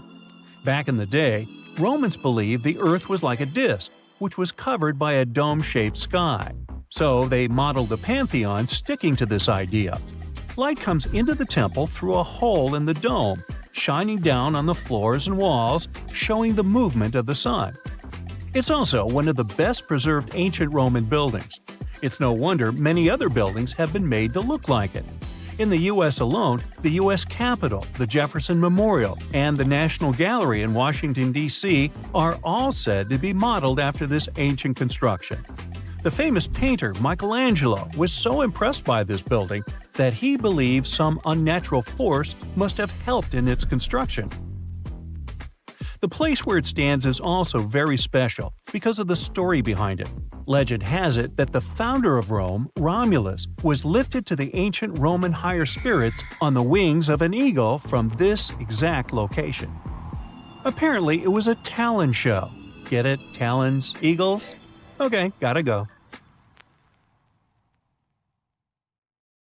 You are lost deep within the jungle in the Yucatan Peninsula in Mexico. There are strange noises all around you, and to make it worse, the sun is setting. Soon, you'll be alone in the middle of an unknown rainforest. Guess it was a pretty bad idea to come looking for El Dorado on your own, wasn't it? You keep walking as fast as you can, when suddenly, wait! What's this you're seeing? It looks like large stairways made out of stone. This definitely doesn't look natural, so you take a picture. Maybe you didn't strike gold, but you might have just found something relevant. Congratulations! You found Akamtun, a long-lost Mayan city, hidden 37 miles into the jungle. The name literally translates to stone column. Stone was probably in at the time, so these guys used a lot of it to build their pyramids, houses, and even ball courts. If you ever thought that Europeans invented ball games, think twice. Mayans loved to play ball games for recreational purposes. Akamtun is part of a series of other long-lost Mayan cities that are being discovered with the help of new technology nowadays. We'll talk more about the other ones in a jiffy. Perhaps the biggest surprise of this one is that it was surrounded by wetlands, which is why the city was built on high ground. The city was monumental, covering an area of over 120 acres. That would be as big as 90 football fields right next to each other. Scientists have found proof that Akamtun had pyramids of up to 49 feet high, and that it was likely an important social hub between 250 and 1000 CE. This is definitely a game changer. But lost Mayan cities began to be unearthed in the 19th century. Modern technologies, such as LiDAR imaging, help archaeologists see through dense canopies of the forests. This means that people don't really have to risk getting lost in the tropical jungle like you did at the beginning of this video. LiDAR works sort of like an X-ray. It sends out laser beams that can detect any signs of ruins or ancient constructions. According to space archaeologist Sarah Parchak, satellite imagery has been a key player in discovering ancient cities in South America, Egypt, and other places. Sarah herself spends most of her days scouring images for any signs of where there could have been cities long ago. She says that more often than not, what happens is that ruins are covered by vegetation, soil, or sand, which makes them super tricky to find. But thanks to these awesome tools, scientists also made the huge discovery of ancient Mayan causeways, which spread throughout old Mayan territories. I mean, take a look at these roadways. You'd expect to see ruins like this in places such as Portugal, England, or the United States. I'm talking about 130 feet wide roads painted white to help travelers journey through the nighttime. Scientists recently unearthed a 110-mile network of roads such as these, and they think this dates back to before the first registered Mayan highways we've known so far. These roadways, which sometimes ran over the swampy ground and were even elevated at times, are being called the world's first superhighways. Even if there is no registry of animal-powered vehicles, it's believed that the Maya used them to travel around a network of possible 964 settlements. They were built like a huge spiderweb, and from what archaeologists have gathered, this huge system of roads worked to connect a big system of economic and social interactions between Mayan cities. This completely debunks the traditional idea that the Mayan pre-classic period, which dates back to 2000 BCE, was made of small, tribal settlements. Imagine the manpower and engineering ability you need to muster to build something close to these white highways. Scientists believe that these causeways were built pretty much the same way as the Mayans built their pyramids, with a mixture of mud and quarry stone. Oh, and using several layers of limestone to make them white. That's pretty cool, right? But let's take a few steps back for a moment to get some context. The Mayans were one of the biggest pre-Columbian civilizations living in the Americas. Until now, experts believe that at its apex, the Mayan civilization consisted of over 40 cities with a population of millions of people. That's a lot of folks. Their civilization spanned Mexico's Yucatan Peninsula, Guatemala, and Belize. And they survived mainly on agriculture. The thing is, the Yucatan Peninsula was an extremely difficult place to grow crops.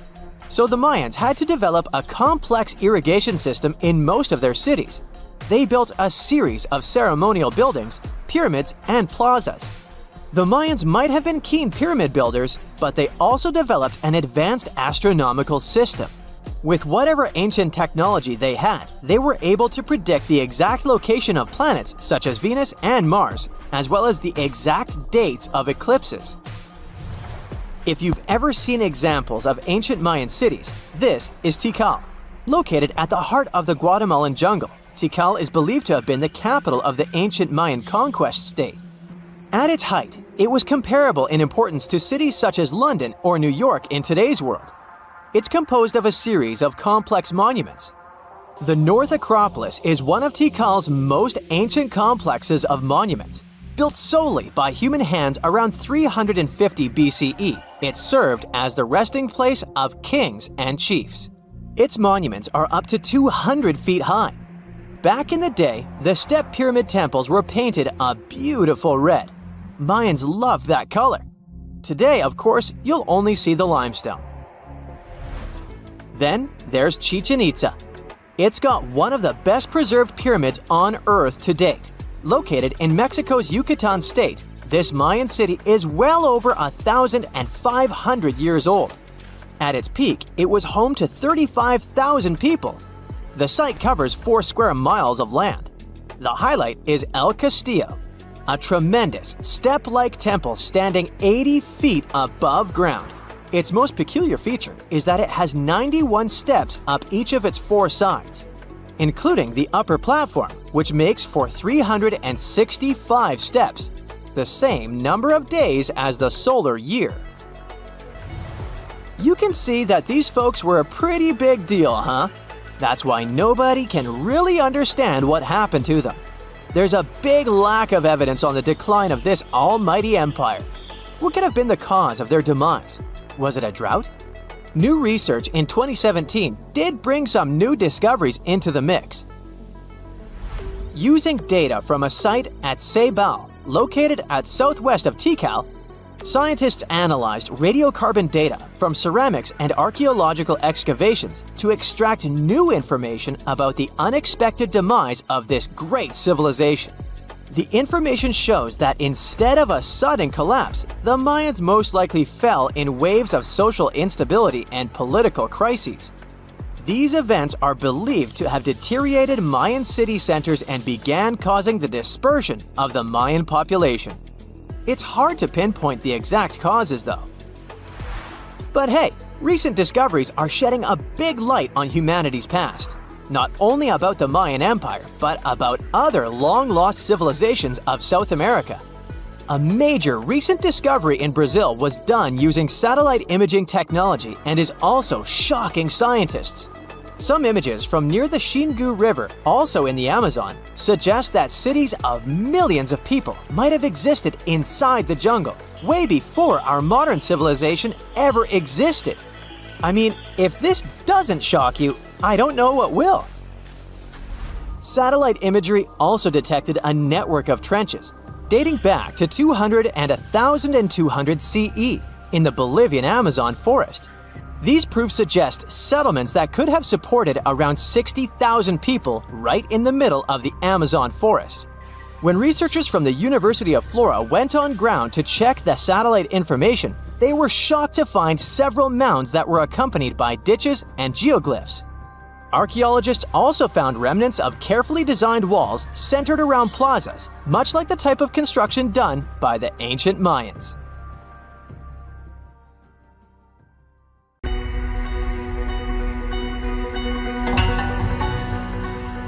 Take a look at these stones. They seem ordinary at first glance, just ancient slabs, ruins of some buildings. However, unlike many other archaeological finds, this one is among the most mysterious and unique. Here's why. These stones are the remains of a large temple complex called Puma Punku, located in Bolivia.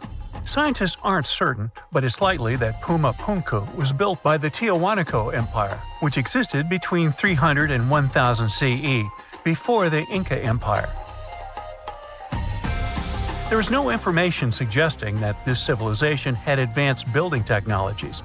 Moreover, they might not have even had a writing system. Every stone was carved and polished with astonishing precision. They fit together perfectly, like pieces of a puzzle. The craft is so refined that not even a razor blade can pass between the stones. Quite impressive for people who lived around 1500 years ago. And these stones are heavy. The largest ones weighed around 130 tons. So, how did the builders transport such weight from one place to another? Scientists suggest that this civilization did not know about the invention of the wheel. So, how did they manage to build such a perfect engineering structure? Did Tiahuanaco have the knowledge and tools for stonework? Or did someone else build Puma Punku? There are several theories about this. Theory 1. There was some advanced civilization that came to South America, interacted with Tiahuanaco, built this engineering marvel, and then left. Theory 2. Some beings from another planet came to Earth, showed humans how to build perfect structures, and created Puma Punku. This theory is dubious. Another idea from this series suggests that Puma Punku was built by mythological creatures from the South American culture at that time. Theory 3, the most likely one. There is no mystery here. Tiahuanaco was indeed an advanced civilization with incredible building technologies. So, what do you think?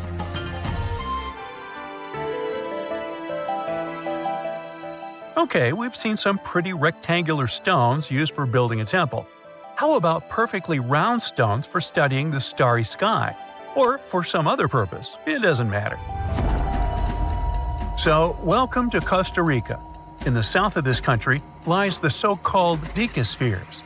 These are large, heavy, round stones created in the pre-Columbian era, around 600 CE. Now, each stone is made from a unique type of rock formed from cooled magma. In other words, someone waited for a volcanic eruption to end and for all the magma to cool, and then took all this material and carved these spheres from it. But how did they achieve such a perfect shape? Scientists suggest that people used small stones to grind and carve the cooled magma. Some specialists think that the stones were made for navigation. They could have indicated the way to certain places. Another theory claims that the Dica squares were used for astronomy. No one knows for sure. We may never get the answer to this question because the people who knew the secret of the stones disappeared after the Spanish expansion.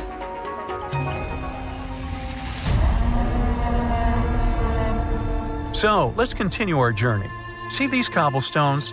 Archaeologists still don't know why they're arranged along a long stretch of desert crossing Jordan and Israel. These strange stones form a chain of lines 40 miles long and have been here since around 300 BCE. Because they were discovered by pilots during flights about 100 years ago, some call these stones kites. One of the more popular theories suggests that people placed these structures here to lure animals into a pit where they could be caught. Apparently, ancient hunters knew the behavior of local fauna well, and were sure the animals would somehow walk along these stones, ending up in an open area with a pit where hunters could easily do their work. Perfectly smooth rectangular and square stones, round stones, stone traps for animals. What's next? How about a stone canvas or stone painting? To see this ancient artifact, we'll travel to Glasgow, Scotland, where archaeologists unearthed a stone slab created about 5,000 years ago. It is called the Kokno stone. The slab measures 43 by 26 feet, about half a basketball court. And this entire area is filled with strange swirling patterns that scientists call cup and ring marks. But what do they mean? As usual, scientists don't know for sure.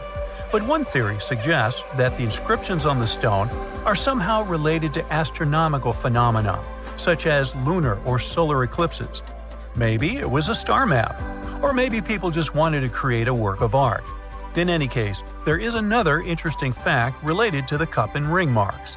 Scientists have found similar drawings in other prehistoric sites around the world.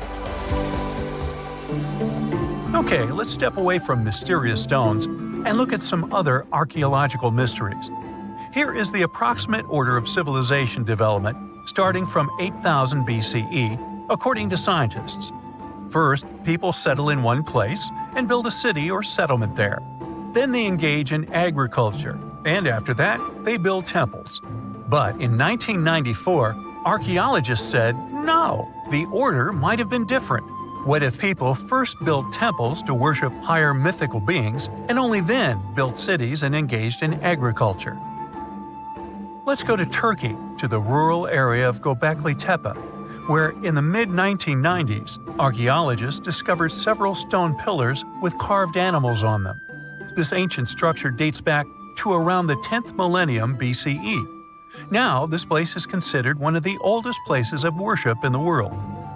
Most likely, it was built by semi-nomadic hunters who knew nothing about agriculture because it appeared in this region 5 centuries later. Now, scientists are wondering, is it true that such structures led to the settlement of the area? The answer to this question may help understand the mindset and development of humanity in many parts of our planet. So, would you like a scroll with the location of a treasure marked on it? You could say you already have one. Check it out yourself. Just Google the Copper Scroll Treasure. Download a high-resolution photo of the scroll and follow the instructions. Oops. The instructions are written in an incomprehensible language. Scientists have been trying to decipher this message since the scroll was discovered in 1952 in Qumran, and the answer is still not found. According to one theory, the scroll contains information about a large amount of silver and gold. But even if the treasure does not exist, this artifact is still quite interesting to study. It was created around 2,000 years ago, during the time when the Roman Empire ruled over the settlement of Qumran. Perhaps the local residents hid their valuables from the Roman legionnaires and left such a map for their descendants. When you approach this archaeological wonder, you won't notice anything. But if you rise into the air and look down at the ground, you'll see amazing patterns created by the people of the Nazca culture. This discovery is called the Nazca Lines. Pilots and passengers of commercial aircraft first noticed them in the 1920s and 30s during flights over Peru. These large drawings consist of geometric lines, complex images of animals, and whimsical figures.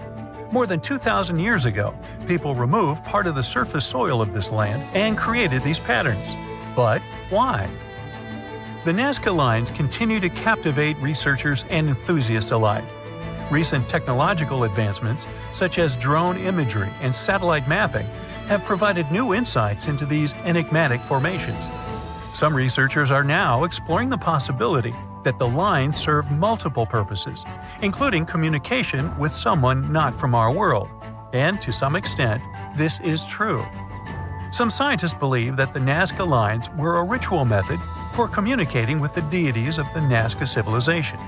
Studying these archaeological wonders not only enriches our knowledge of the past, but also inspires us to appreciate the ingenuity and creativity of the human spirit. Have you heard of Göbekli Tepe? It's an ancient site in Turkey that literally made historians rewrite history books. Over 11,000 years ago, a group of prehistoric humans crafted an enigmatic masterpiece that's even older than Stonehenge.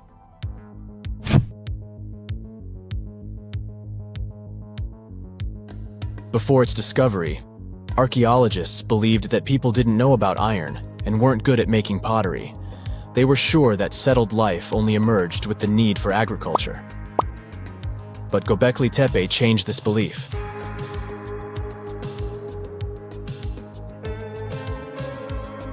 The place has revealed that it was the temple that paved the way for a settled life, not agriculture. Until this discovery, researchers believed that farming was the catalyst for sedentary living. Meet Professor Schmidt, the guy whose findings changed this theory. He managed to prove that hunter-gatherer communities laid the very foundations of this way of life.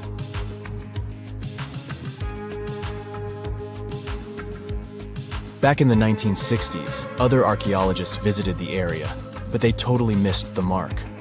While surveying the region, they stumbled upon a hill with scattered limestone slabs and concluded it was just an old burial ground from medieval times. Little did they know that there was so much more to uncover.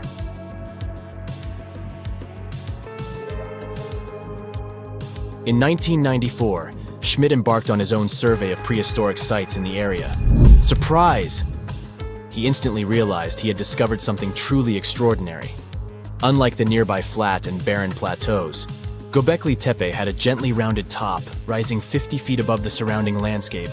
Funny enough, the translation of this place's name is Potbelly Hill. Schmidt was sure only humans could have made something like this.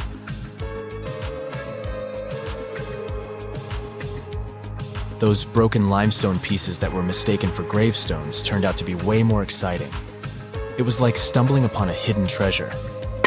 The pieces took on a whole new meaning, and Schmidt with his team was about to dive into the secrets waiting beneath the surface.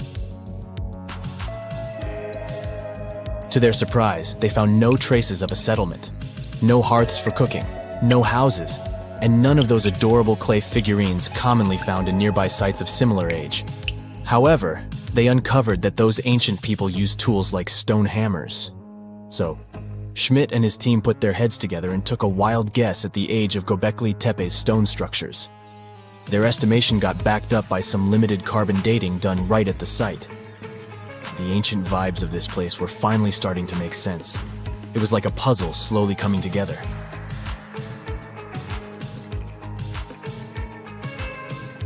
You may think that back then, people didn't have special tools to create something as cool as Göbekli Tepe. Not true. Turns out, these prehistoric folks used flint tools instead of fancy metal chisels. They were also skilled at chipping away softer limestone and crafting pillars right on the spot. Afterward, they carried the pillars a short distance to the summit and placed them upright. Once the stone rings were complete, they covered them with layers of dirt. Over time, they added new rings, and voila! You've got a cool hill to impress people in the future.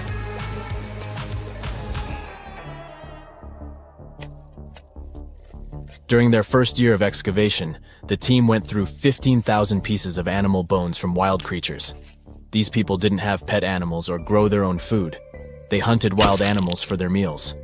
But things were about to change, because the place had everything they needed to start farming. Scientists say they had wild sheep and wild grains that could be domesticated. And guess what? Just 20 miles away, geneticists found evidence of the world's oldest domesticated strains of wheat at a prehistoric village.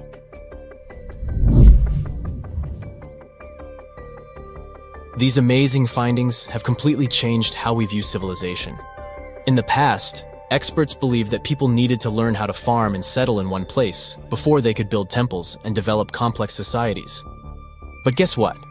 Schmidt's research flips that idea on its head. He claims that the incredible effort put into constructing these astonishing structures actually set the stage for the development of advanced societies. It means that societal and cultural changes happened before agriculture. Schmidt has this fascinating hypothesis about Göbekli Tepe. He thinks it could have been a special burial site where people left their loved ones. And here's the twist. The burial site was adorned with fancy statues and symbols representing deities from the spiritual realm. The idea that Göbekli Tepe could have served as a sacred place adds another layer of complexity to the whole story. While the site's true purpose may remain elusive, Schmidt's insights invite us to consider the profound interplay between life and the afterlife, and the deep reverence ancient hunter-gatherer societies may have had for their departed ancestors. Now let's talk about the stars of the show, the mesmerizing T-shaped columns that dominate Göbekli Tepe. These mysterious structures range from 10 to 20 feet tall and most likely represent stylized human figures. But one figure stands out from the rest, the three-dimensional lion relief. This depiction really fires up our imagination. Why? Because it hints at the possibility that lions roamed Anatolia during the Neolithic period.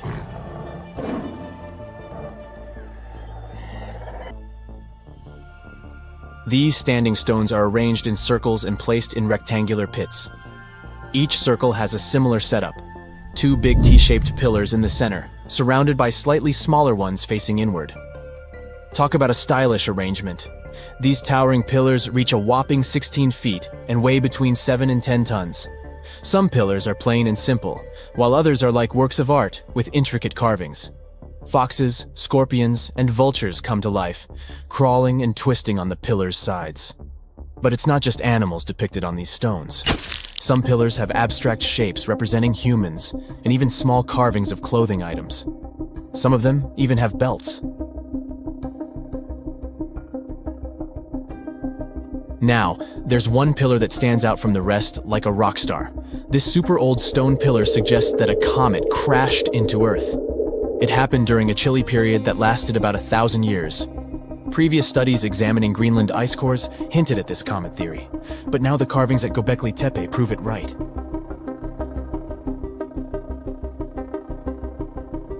The carvings on the pillars are like a historical comic strip. They even show a headless human figure. Researchers fed the images into a computer and discovered their connections to constellations, indicating that this temple might have been an ancient observatory. It's like our ancestors were trying to document this cataclysmic event in their own unique way. Archaeologists have been excavating and researching Göbekli Tepe since the mid-1990s, peeling back layers of history and providing us with a deeper understanding of the intricate relationship between various elements. They have no plans to stop the whole process for another 150 years. Who knows what else they'll find? You see, Göbekli Tepe has been labeled purely as a ritual site with no signs of domestic activities. We were led to believe that the absence of water meant it couldn't support semi-sedentary communities. But scientists believe it's time to shake things up and approach Göbekli Tepe with fresh eyes. It's time to question what we believed before and use new evidence and different ways of thinking. Like, there might have been a group of people living in the area who didn't stay in one place all the time. They moved around a bit but still had their own civilization, living in the area semi-sedentarily. Göbekli Tepe is not just home to a single temple, but an astounding collection of over 20 ancient structures. As archaeologists delve into the depths of this wonder, they are unraveling its unique layout, featuring two prominent focal points at the heart of each establishment, complemented by smaller structures and dividing walls. What's even crazier is that in this area, there are over 200 obelisks, which are narrow tapering monuments. Whenever you hear about ancient ruins, you almost never picture them being suspended somewhere, or just randomly hanging on the branch of a tree, right? In fact, for most of the ancient artifacts we have exposed in museums all over the world, archaeologists did quite an impressive amount of digging. You see, buildings have this funny way of fading away over time if not properly taken care of. Sometimes we need to reuse some building materials, so an older construction may be sacrificed in the process. Other times houses are abandoned, and once they are exposed to the elements on the surface, like rain or sunlight, they don't really stand a chance. Some just simply crumble away due to good old erosion. So the only way a piece of architecture can survive the test of time is if it's somehow gotten buried deep down. Now, how did they end up buried in the first place? Well, it's quite the comedy of errors. Ancient cities had a habit of gradually raising their ground level like a kid adding toppings to their ice cream sundae.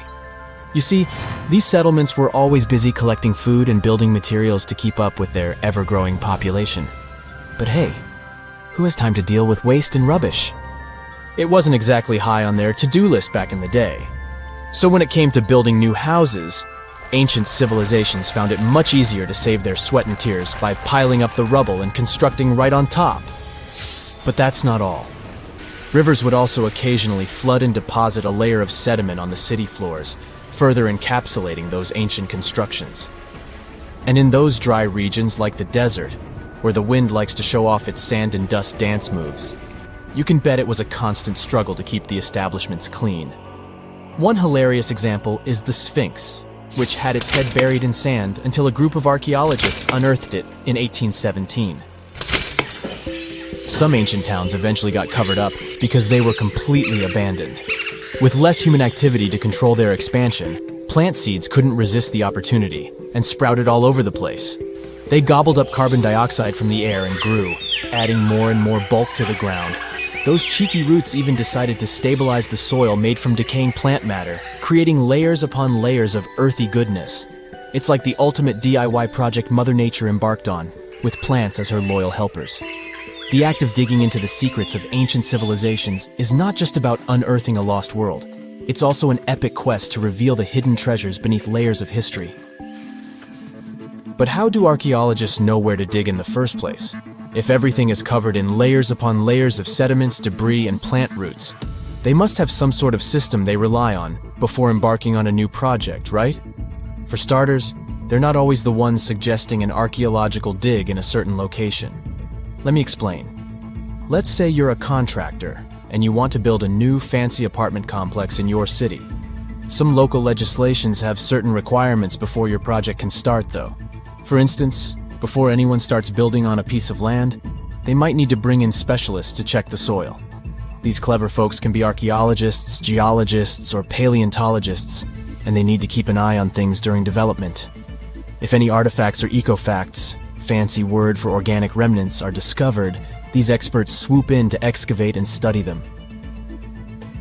But what about sites that have nothing to do with bulldozers and yellow hats? Archaeologists have more than one trick up their sleeves when it comes to locating ancient hotspots. They dive deep into historic records with a healthy dose of detective work. By sniffing out old documents and maps, they can piece together the puzzle of human activity in a specific area.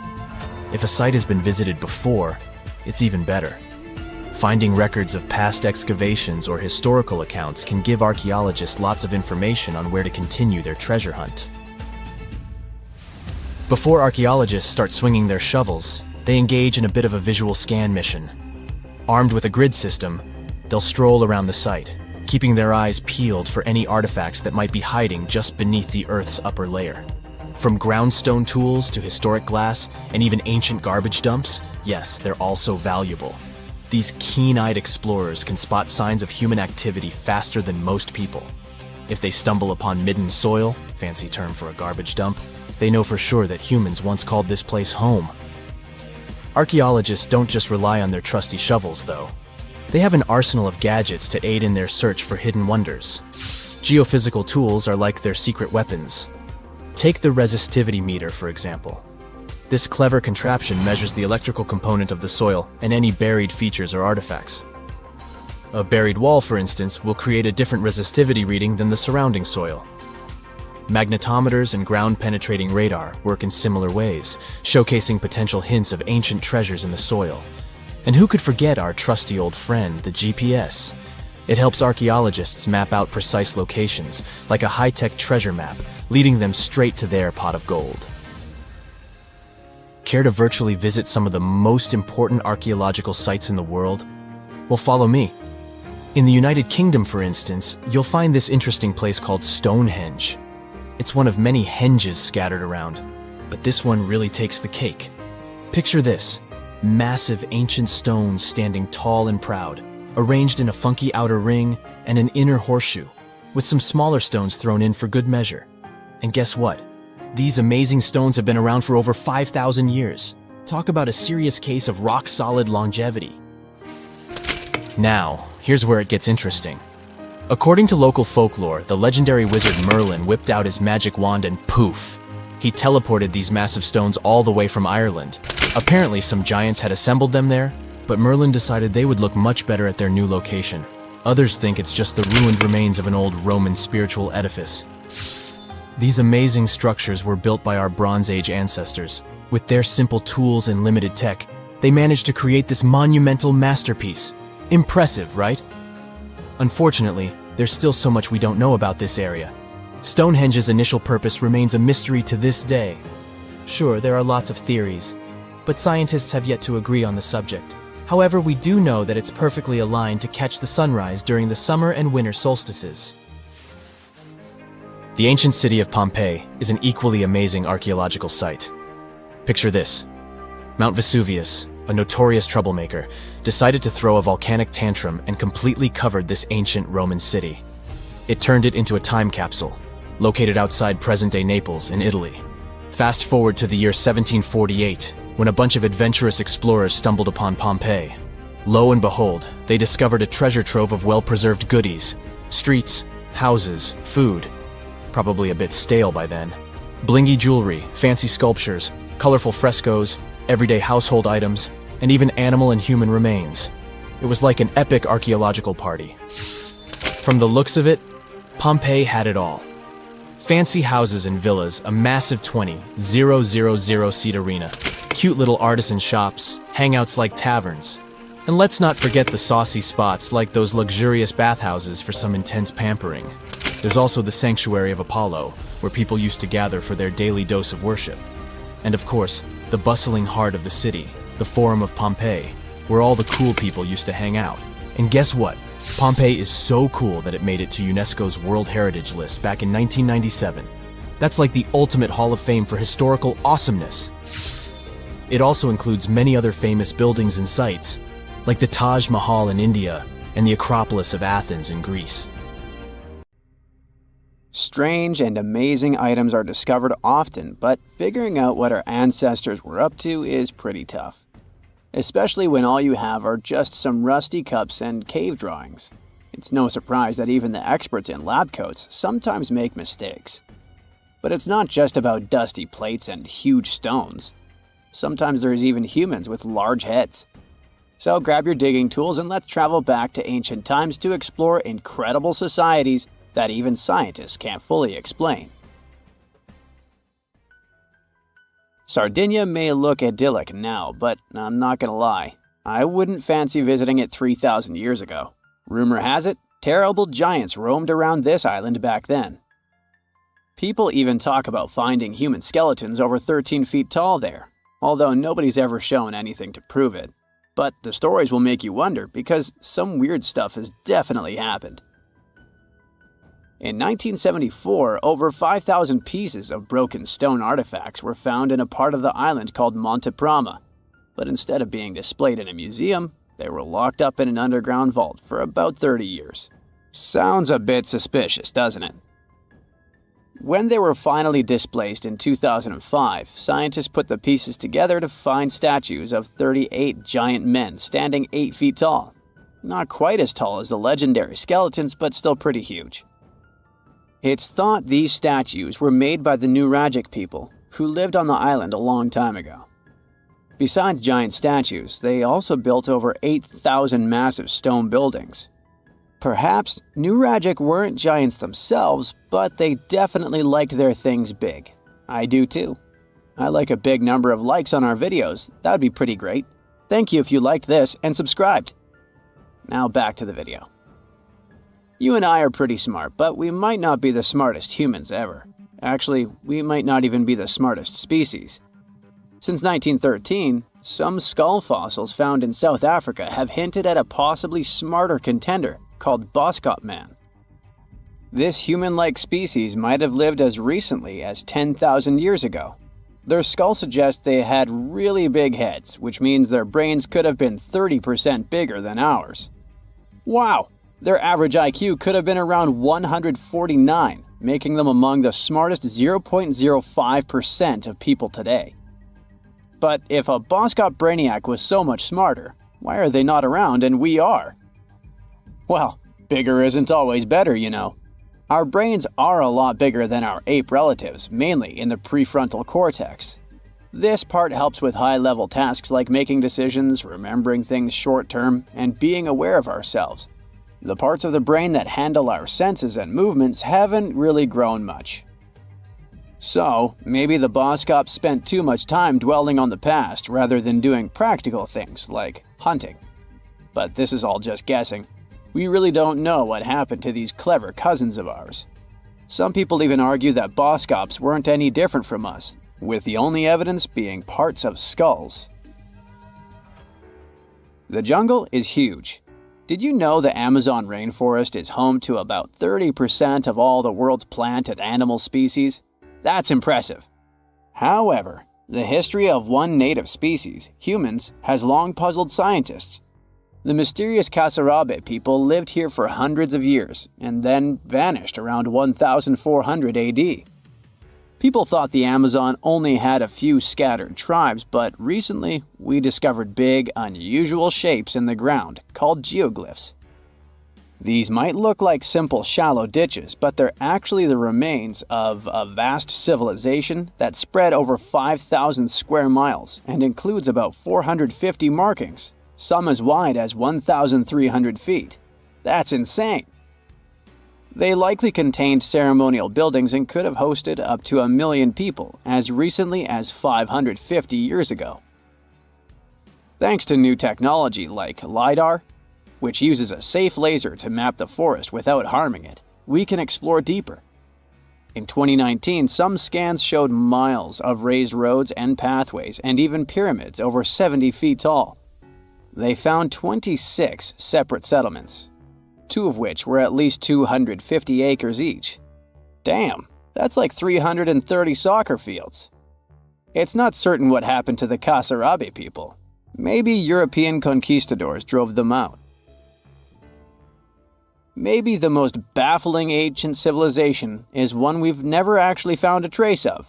Yep, I'm talking about Atlantis, the grand city that supposedly sank into the ocean. The first mentions of Atlantis come from the ancient Greek philosopher Plato, who talked about a great city near the Strait of Gibraltar. But for ages, everyone just thought Plato made up Atlantis as a perfect version of his own Athens. So why, about 12,000 years after it supposedly vanished, do we still wonder if it might be real? Well, in the 19th century, U.S. Congressman Ignatius Donnelly wrote a book giving 13 reasons why he thought Atlantis was more than just a myth. Then, in 1965, some folks thought they actually found Atlantis when they discovered the Richat structure, a massive 25-mile-wide dome in Mauritania, Africa. It's so big that you can see the whole thing from space. 2 astronauts flying over the Sahara Desert spotted this giant eye staring back at them and thought they'd made the discovery of a lifetime. Unfortunately, there's no solid evidence linking this structure to Atlantis. It's believed to have formed from volcanic activity about 100 million years ago. But it does look suspicious, doesn't it? Still, we're no closer to knowing the truth. Imagine going back to about 3,300 BCE and finding yourself in South Asia. Welcome to the Harappan civilization. These people were way ahead of their time. They had cities like Harappa and Mohenjo-Daro, complete with baked brick houses, sophisticated drainage systems, and even public baths. This place might have had over 5 million people, making it one of the densest regions at the time. They also invented a system of standardized weights that was incredibly useful for traders. And trading they did. These people had connections stretching all the way to the Middle East, thanks to their great skills in metallurgy. They even had a form of ancient branding. The seals were used to stamp clay on tray goods. Despite being so advanced with a thriving urban life, there's a whole bunch of mystery shrouding their language and script. We've got bits and pieces of their writing, but no one's deciphered them yet, even with all the technology we have today. We also still don't know how exactly their society worked. It looks like they didn't flaunt their social status as much as other civilizations. No grand palaces or massive monuments. Instead, their largest buildings might have been granaries. They sure were practical. Unfortunately, all good things must come to an end. Around 1800 BCE, this bustling civilization started to decline, possibly due to shifts in river patterns. As the environment changed, the Harappans packed up, moving towards more hospitable lands. Ever heard of the Minotaur? The beast with a bull's head and a man's body, hunting the bravest travelers in a massive maze. Well, this wasn't just any old tale. It was one of the most popular dramas of the ancient world. And it was inspired by this place, the island of Crete. The Minoans lived here during the Bronze Age. They had stunning palaces, amazing frescoes, and a culture so rich it still fascinates historians to this day. They built places like Knossos, which was so complex with its multi-story buildings and elaborate hallways that it might have inspired the whole labyrinth myth. Their engineering was so ahead of its time that even their drainage systems were more advanced than what many of us have today. Let me know in the comments which of these stories you find the most fascinating, and thanks for watching. There are entire communities of unusual tiny organisms that live in lagoons in Patagonia, and they are some of the first forms of life ever. No one had known about them until two scientists, Brian and Maria, went to explore certain areas in Patagonia. Now, Patagonia occupies nearly half of Argentina, and few people live there. Only some farmers and sheep ranchers that mostly stay near rivers and grow things such as apples, pears, and alfalfa. A long time ago, it was a wild and distant place where Indian tribes lived. But this time, we're going to follow the tracks of life forms that appeared long before humans and look closer at these interesting microorganisms Brian and Maria found. Those two had to drive for 9 hours on some rough roads to reach their destination. They stayed in a small village. Only 35 people live there. These people depend on just one spring because it almost never rains there. On the last night in the village, Brian realized that satellite images he had taken had shown a set of lagoons that were only 10 miles away. The next day, the small team jumped into a car and went up the road as far as they could until it became too difficult to drive. They continued hiking the rest of the way. It was hard because they had to carry water to deal with the intense sunlight. In some spots, they ended up sinking up to their knees in a slush made of salt. Up there were 12 lagoons with perfectly clear waters. The place itself didn't offer much except for very acidic and salty water and intense direct sunlight. But it was kinda like traveling back in time, because those conditions were like what Earth looked like many, many years ago. When Brian examined the lagoons, he was surprised to see many unusual microorganisms there. We call them stromatolites, and they're so small we can't even see them without a microscope. But they get together and form large communities. In the past, many unusual species lived this way. For example, cyanobacteria. They were important back in their time because they produced oxygen. Earth, in its initial stages, didn't have much of this gas in its atmosphere. The first stromatolites might have been formed by diverse types of bacteria that didn't necessarily produce any oxygen, but were just living their peaceful life there. They formed layers, piling on top of one another, so that at least some of them could get a bit of sunlight. They used sand and sticky liquids to stay close together. Brian was also incredibly surprised because those were the biggest living stromatolites he had ever seen.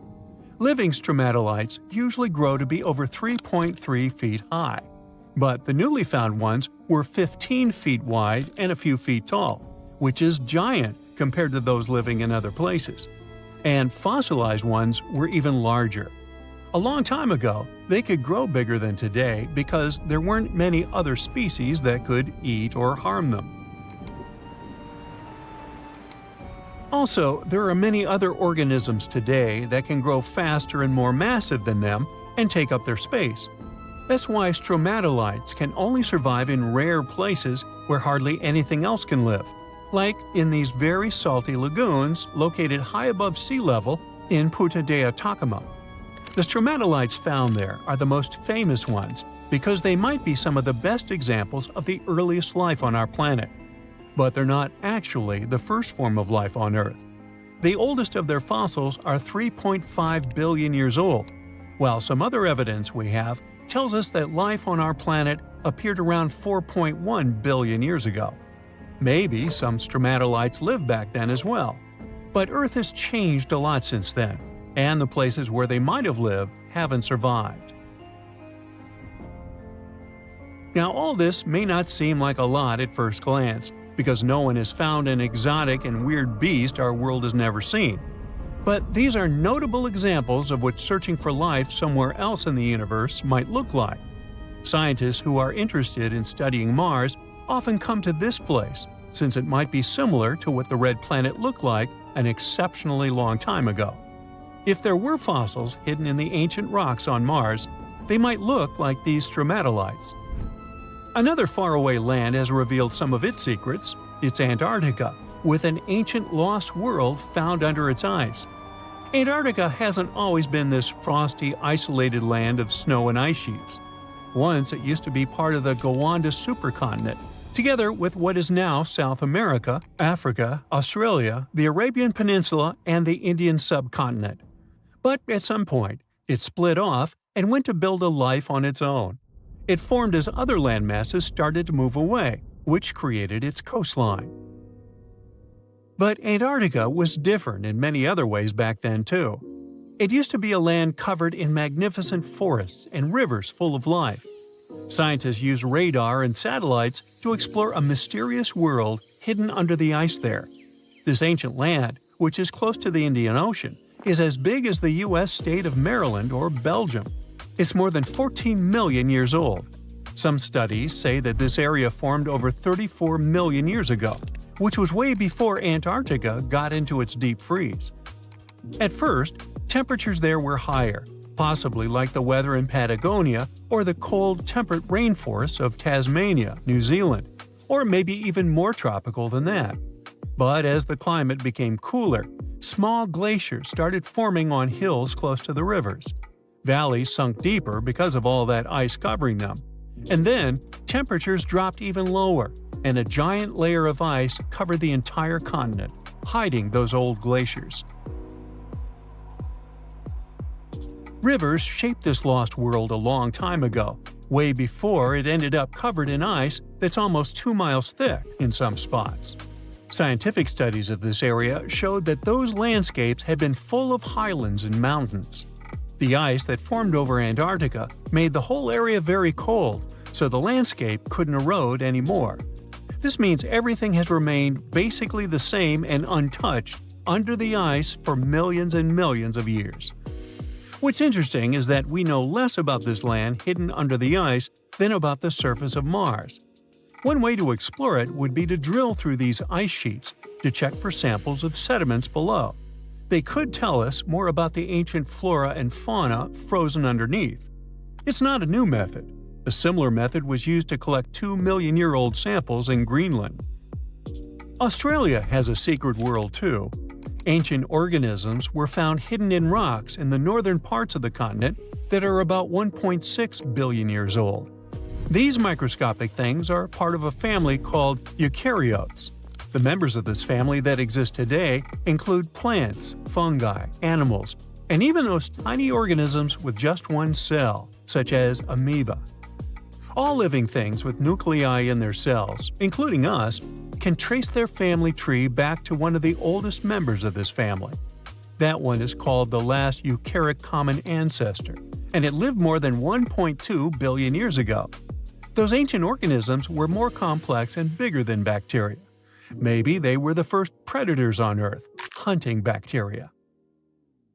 I bet you've never heard of the legendary oasis of Zerzura. This ancient city is said to be hidden somewhere deep in the Sahara Desert, and its discovery could mean unimaginable riches and untold secrets. According to an anonymous 15th century Arabic guide, the key to unlocking the city lies in the beak of a bird carved on the city gate. Zerzura might not be as popular as Machu Picchu or the pyramids, but that just makes it more mysterious. Legend has it that Zerzura is built around this big oasis somewhere in the desert west of the Nile. Apparently, it's made out of white stone and has all these luxurious houses and gold decorations. The story goes that a scribe wrote down the account of a traveler who stumbled upon Zerzura while looking for his lost camel. At one point in his journey, the man got caught up in a sandstorm, where he got separated from the rest of his group. The traveler kept wandering in the desert for days, and then, out of nowhere, 2 men showed up and guided him to the city of Zerzura. The traveler described this city as an oasis filled with little birds and made out of pure white stonework. The city is also said to be guarded by giants. In 1835, an English Egyptologist named John Gardner Wilkinson mentioned the city in one of his books. He spoke to a man from Egypt who found the city by accident after days of wandering through the desert. He mentioned some ruins, unusual stonework, and a large oasis surrounded by palm trees. The man even gave some instructions on how the city could be found, indicating that it might be in the western desert of Egypt. But here's the kicker. Even though a group of explorers went out to find Zerzura, they didn't succeed. At the same time, they did stumble upon a bunch of previously unknown oases. In the early 1900s, numerous expeditions were sent to find the city, including one with a fleet of Ford Model A trucks. But, alas, none were successful. Others say Zerzura did exist at one point, but not anymore. It's possible it was swallowed by the desert. It's believed that back in the day, the Sahara Desert was actually green. Scientists even found traces of ancient rivers that flowed through the area 100,000 years ago, creating green corridors across the desert. But Zerzura might have never been real to begin with. Maybe it only existed in the minds of people, a figment of their imagination as they were struggling in the African desert. For thousands of years, people have been obsessed with the hunt for another lost city, Atlantis. But if this place really existed, where on Earth, or under the sea, could it be? According to Plato, Atlantis was an actual place, and it was supposedly located somewhere in the Atlantic Ocean, near the Strait of Gibraltar. But how did this mythical city become synonymous with a perfect paradise-like society? Well, you can thank Ignatius Donnelly for that. The American writer published a book in 1882 where he outlined 13 hypotheses about the existence of Atlantis. Donnelly truly believed that this lost city was where ancient humans lived in peace and joy for centuries. Donnelly even thought that Atlantis was the original source of many ancient civilizations around the world. And if we just followed Plato's clues, we could totally find Atlantis. Sounds like a treasure hunt, right? What inspired Donnelly to go on this quest in the first place, you might ask? Apparently, an amateur archaeologist discovered the city of Troy, using Homer's The Iliad as a guide. Well, if Troy was real, then why not Atlantis? Back in the day, some people believed that America was the legendary Atlantis. Columbus really stirred up some excitement when he brought back news about the New World to Europe. But the real hunt for Atlantis didn't really start until the 20th and 21st centuries. Some people tried to connect the dots between a volcanic eruption on the island of Santorini and the destruction of Minoan settlements.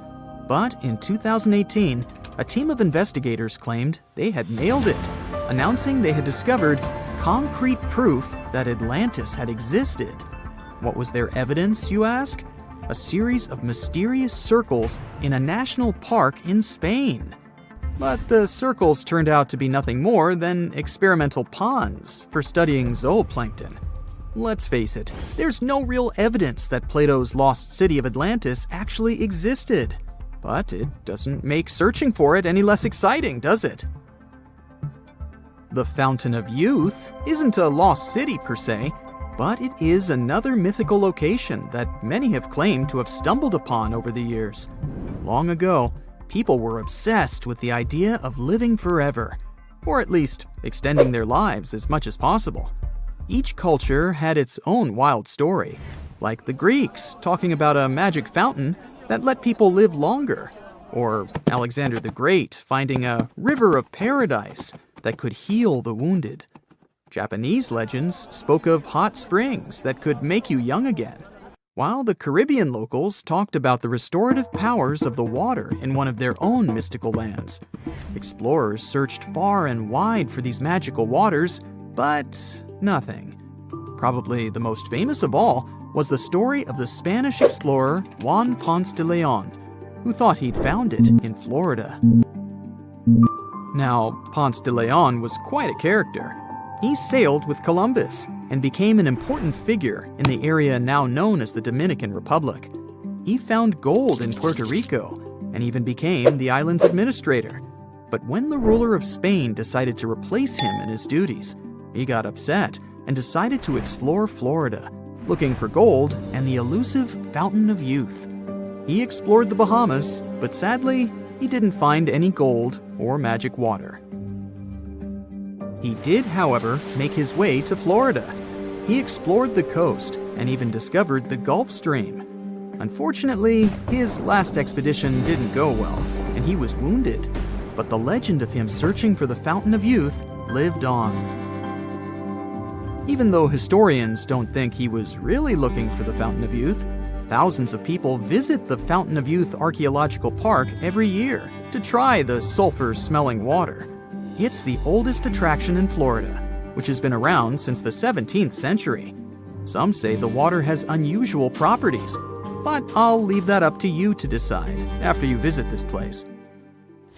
Norse mythology has its own mysterious land called Thule. It's said to be somewhere between Scandinavia and Iceland, where the sun barely shines and the cold bites hard. The folks there survive on a diet of millet, herbs, fruits, and roots, washed down with a grain and honey brew. As for its exact location, scholars can't seem to agree on it to this day. The legendary ancient Greek explorer Pytheas was said to be the first to stumble upon Thule during his quest for tin mines. He sailed his way up north, passing by Scotland, and after 6 long days of sailing, he reached Thule. The people there, according to Pytheas, were quite primitive, but that's no surprise since they were just simple farmers living off the land. They showed Pytheas where the sun set on the shortest day of the year. They also told him that in winter, the sun never rose at all, and in summer, there was no night. For many years, historians have been debating the true identity of this mythical land of Thule. Some say it's Iceland, while others claim it's Norway. A little bit of progress has been made recently with the help of a team of researchers. If their findings are correct, Thule might be the elusive island of Smola. That's farther south than any of the Norwegian islands that were on the list of contenders. It may be too soon to celebrate, but it does look like Thule has finally been found.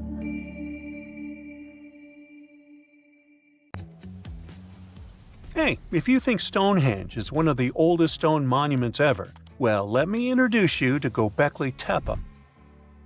Buckle up, we gotta travel to Turkey to meet this really old guy. Yeah, he's too old to travel.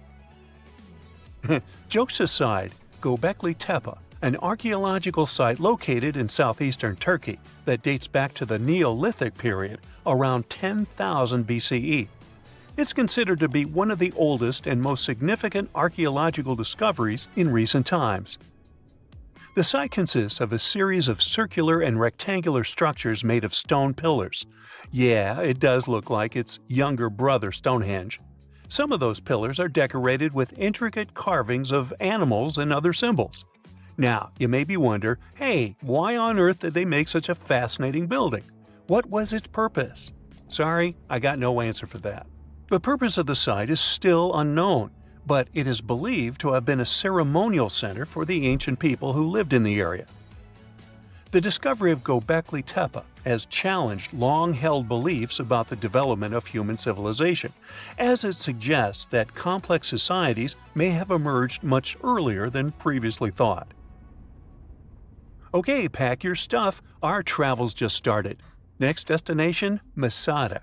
It's an ancient fortress located in Israel on a plateau overlooking the Dead Sea. Hey, look at that view, spectacular, huh?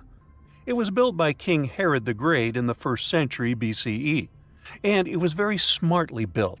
Within the fortress, there were various facilities such as storehouses, barracks, a palace, and a set of cisterns capable of holding approximately 40,000 cubic meters of rainwater. People living there believe that the collected runoff from a single day's rainfall could provide sustenance for over 1,000 individuals for a period of 2 to 3 years. Access to the fortress was limited to 3 steep and winding paths leading up to fortified gates. Still, at one point, The fortress was occupied by people who had fled Jerusalem after the city was captured by the Romans. They held out against the invaders for several months, but eventually they were defeated. But these guys didn't surrender. The story of Masada has become a symbol of resistance and bravery. Today, Masada is a popular tourist attraction and a UNESCO World Heritage Site. The next flight is going to be short. We're popping over to Egypt to see the Karnak Temple Complex. It's a vast ancient Egyptian temple complex located in the city of Luxor, Egypt. It was built over a period of 2,000 years and covers an area of more than 200 acres. The complex is dedicated to the worship of the deity Amun-Roka. Wait a minute, that should be Amun-Ra, and it was one of the most important religious centers in ancient Egypt. The Karnak Temple consists of several temples, chapels, and other buildings, including the Great Temple of Amun, the Temple of Khonsu, and the Temple of Ptah. Ptah! The Great Temple of Amun is the largest and most impressive temple in the complex, with massive columns, statues, and other decorations. One of the most famous features of the Karnak Temple complex is the Avenue of Sphinxes, which is a long avenue lined with Sphinx statues that leads from the entrance of the complex to the Great Temple of Amun. Another notable feature is the Hypostyle Hall, which is a massive hall with 134 columns that are over 70 feet high. The Karnak Temple complex is a popular tourist attraction and a UNESCO World Heritage Site. It's considered one of the most important archaeological sites in Egypt and provides a fascinating glimpse into the religion and culture of ancient Egypt. Hey, we can't hop on the next flight and leave Egypt until we see the Pyramid of Djoser. It has another name, by the way. It's also known as the Step Pyramid. This ancient Egyptian site is located in Saqqara. It was built during the 27th century BCE for the pharaoh Djoser by his architect Imhotep, who is considered one of the most important figures in Egyptian history. People believe this pyramid is the first monumental structure built entirely of stone and is an important example of early Egyptian architecture. The pyramid originally stood at 203 feet tall and was surrounded by a complex of buildings and courtyards. It was constructed in 6 layers, each smaller than the one below it, giving it the distinctive step-like appearance. The pyramid was used as a burial place for Pharaoh Djoser and was surrounded by a vast necropolis that contained the tombs of many other important officials. The Grateful Dead? The Pyramid of Djoser has several renovations and additions over the centuries, including the addition of a limestone casing that covered the original step structure. However, much of the pyramid was destroyed over time, and today only the central core remains. Despite this, it remains an important archaeological site and a popular tourist attraction in Egypt. Alrighty, we're ready to move on. There's one more pretty recent discovery we gotta see today. The Tower of Jericho was only discovered during excavations in the 1950s and 60s. It's an ancient stone tower located in the city of Jericho in the West Bank. Just like Göbekli Tepe, this one is believed to be one of the oldest stone structures in the world, dating back to approximately 8000 BCE. The tower stands at over 28 feet tall. It's made up of 2 main sections, an inner tower and an outer tower, which are connected by a series of stairs.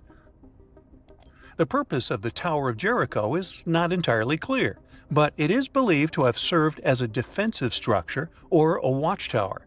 It may have also had religious significance, as it was located near a sacred spring. The Tower of Jericho is a significant archaeological site and has provided valuable insights into the early history of human civilization. It's open to visitors and is a popular destination for tourists interested in ancient history.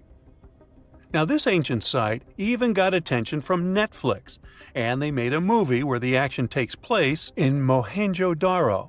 This site was a major center of the Indus Valley civilization in present-day Pakistan.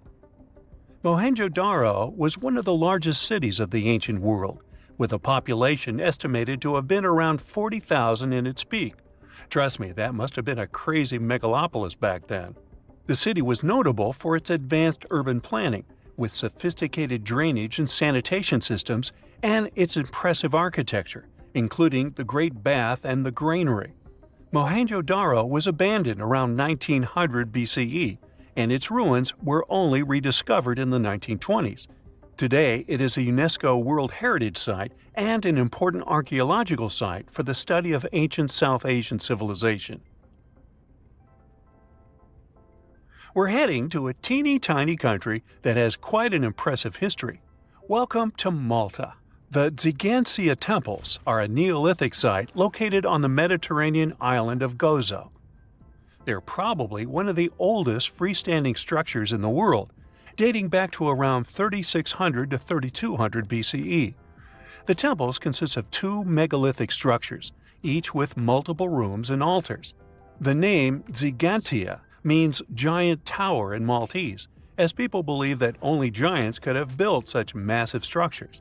The temples are believed to have been used for religious purposes and are considered to be an important example of prehistoric architecture. They were added to the UNESCO World Heritage List in 1980. Well, you must be pretty tired, but there's one more place we gotta visit today. Our plane is already landing in Armenia, and we're here to see the Temple of Garni. Look, this one is well preserved.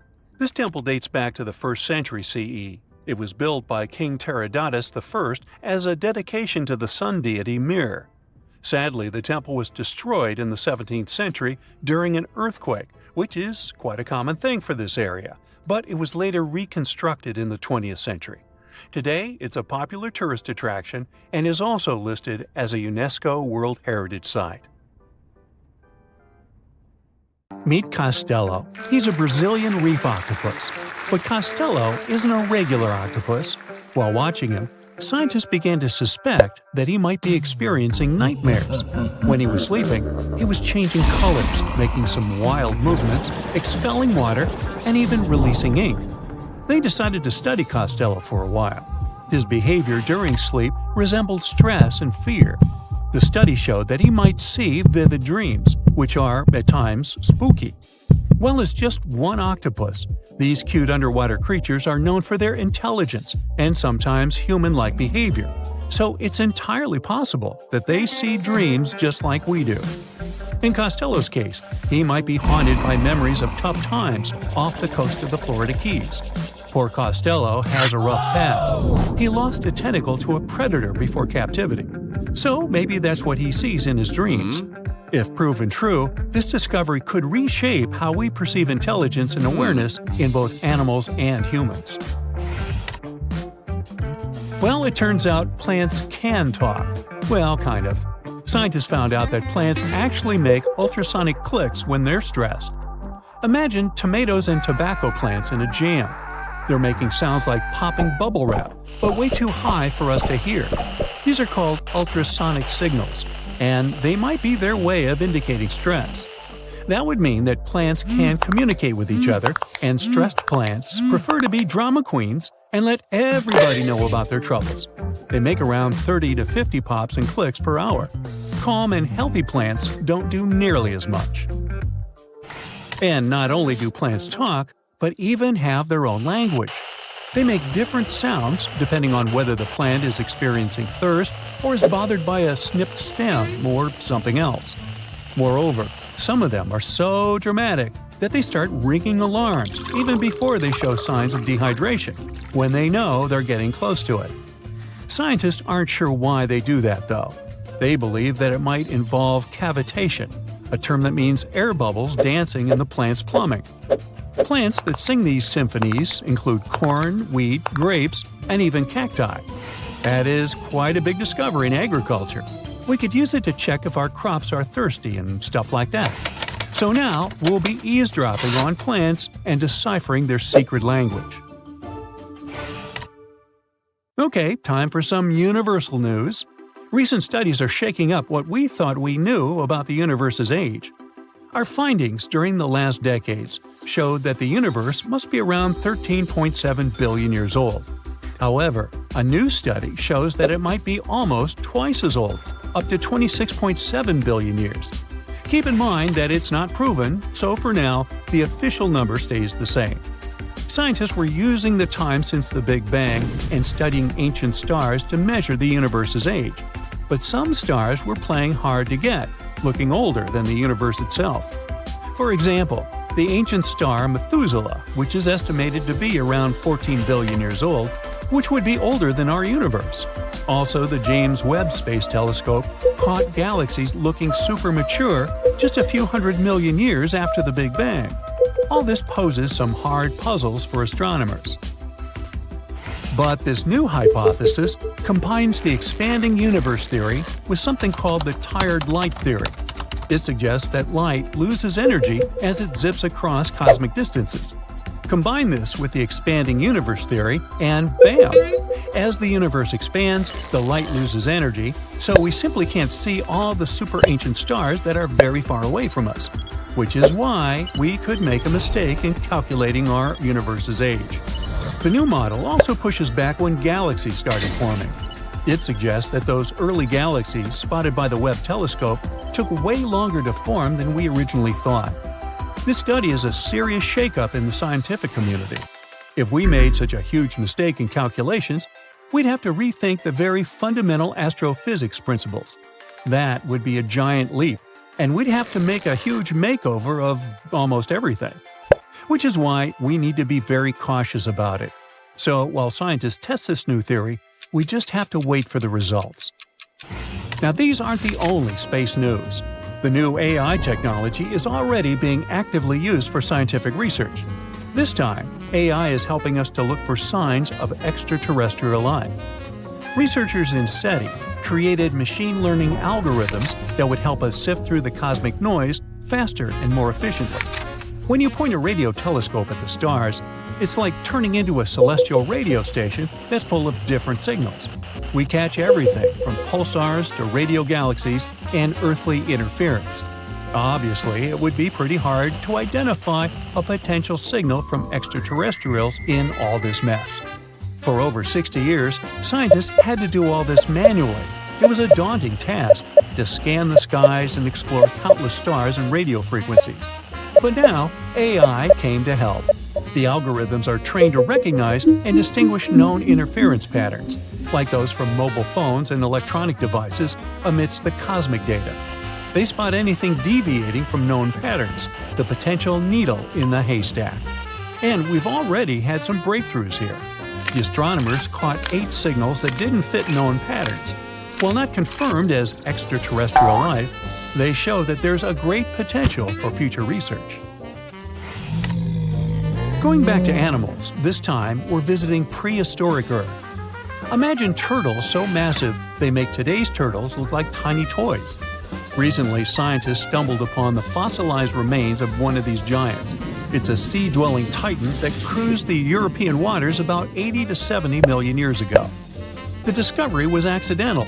A hiker in northern Spain stumbled upon fragments of this creature near the Pyrenees Mountains.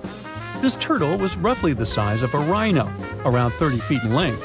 Just to give you an idea, this creature would be about the size of an average car. It shows that extreme sizes were more common before an extinction event. The turtles we know now, of smaller, still substantial sizes, dominated afterward. But the ancient oceans were filled with giant turtles munching on mollusks and jellyfish. This discovery also challenges the idea that gigantic turtles were exclusive to North America. The existence of this turtle proves that these colossal reptiles were hanging out in European waters too. So this might be just the tip of an iceberg, and you'll want to steer around that one too. And finally, NASA's James Webb Space Telescope has made a great discovery. It detected a crucial carbon compound in space.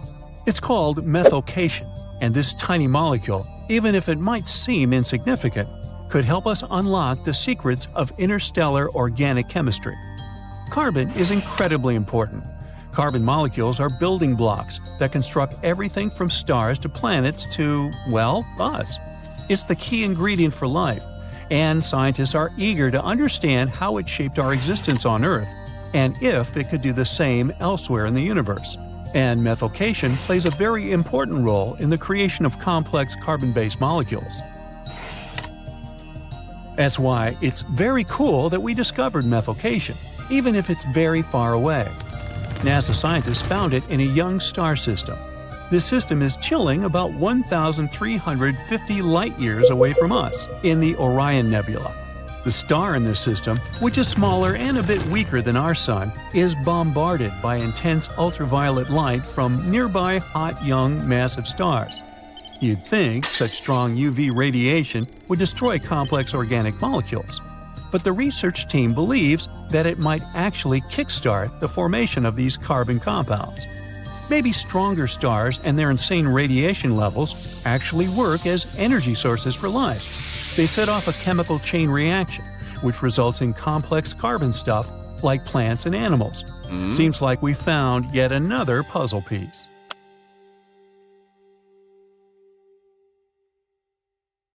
Recently, scientists made an astonishing discovery that might solve Stonehenge's mystery. They found something hidden deep within the DNA of Stonehenge's sarsen rocks, the huge monolithic ones, and it might reveal why our Neolithic ancestors designed and built this thing in the first place.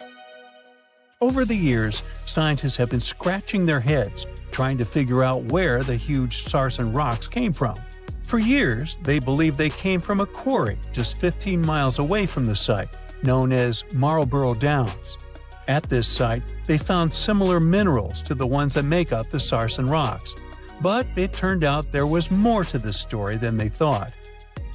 The understanding of how Stonehenge was built is always changing. Scientists need to really travel back in time to uncover its mysteries. Where did the rocks come from? How were they carried? Why was the site built? You see, the Stonehenge site, located at Salisbury Plain in England, is made up of two main types of stone. There are the super heavy sarsens and the lighter and smaller bluestones. The sarsens each weigh about 25 tons. That's as much as 3 African elephants stacked together. The heaviest sarsen stone, called the heel stone, weighs 30 tons all by itself. Together, the sarsens make that iconic outer ring circle. Inside that circle, that's where you'll find the bluestones. The naming might seem a bit misleading since they're not really blue. They have a bluish tinge to them when they are freshly broken, hence the name. These smaller rocks probably came from the Preseli Hills in southwest Wales, which is about 150 miles away from Stonehenge. They're a bit lighter than the sarsens, but still pretty heavy. The altar stone, which is classified as a bluestone, is the heaviest one, weighing around 6 tons. Its original location still isn't known for sure. To figure out where a rock came from, scientists first have to study their composition. This is like checking the rock's DNA. Then they cross-reference the structure of the rock with minerals in the soil to see if it's a match. Most of the sarsens we see around southern England are actually made of a type of sandstone known as silcrete. Think of silcrete as sand that's been hardened by underground water processes over millions of years. This process mostly happened during a period called the Paleogene, about 65 to 23 million years ago. These sarsen rocks didn't form in one big slab, but in patches, like nature leaving little rock gardens all over the place. Scientists reason the sarsens spread out randomly, forming in isolated pockets. Over time, many were buried under layers of clay and chalk, which helped preserve them. When ancient builders were on the lookout for materials, these sarsens must have looked perfect for something impressive like Stonehenge. Actually, sarsens have been used in everything, from Roman villas to medieval churches, and even in things like road curbs and old field walls. One could say these rocks were the it material for ancient builders, and continue to be popular even into more modern times. This fact made scientists start wondering that maybe not all sarsen stones that were used to build Stonehenge came from the same place. They've identified sarsen sites all over the UK, in places such as Oxfordshire and Kent. After hundreds of years of studying the sarsens, geologists finally had the right type of technology to determine the origin of the stones. Now, I wish I could tell you that it was some undisclosed location very far away from the site. But, as it turned out, the Sarsens were originally from Westwoods, the forest near Stonehenge. A new factor came into play when excavations uncovered empty stone holes, showing that at least 6 blue stone pillars were removed from a Pressley Hills site called Wan Main in prehistory. They had a stone circle over there, and it's believed that some of Stonehenge's rocks were recycled rocks from this more ancient circle. If this is true, it might be that Stonehenge is part of a much larger landscape of ancient sites. If this is the case, then Stonehenge is just the cherry on top of a much larger scale project. Think of it as the sacred centerpiece of an entire landscape of monuments, mounds, stone circles, and things. This is why scientists want to find out where the rocks came from so badly.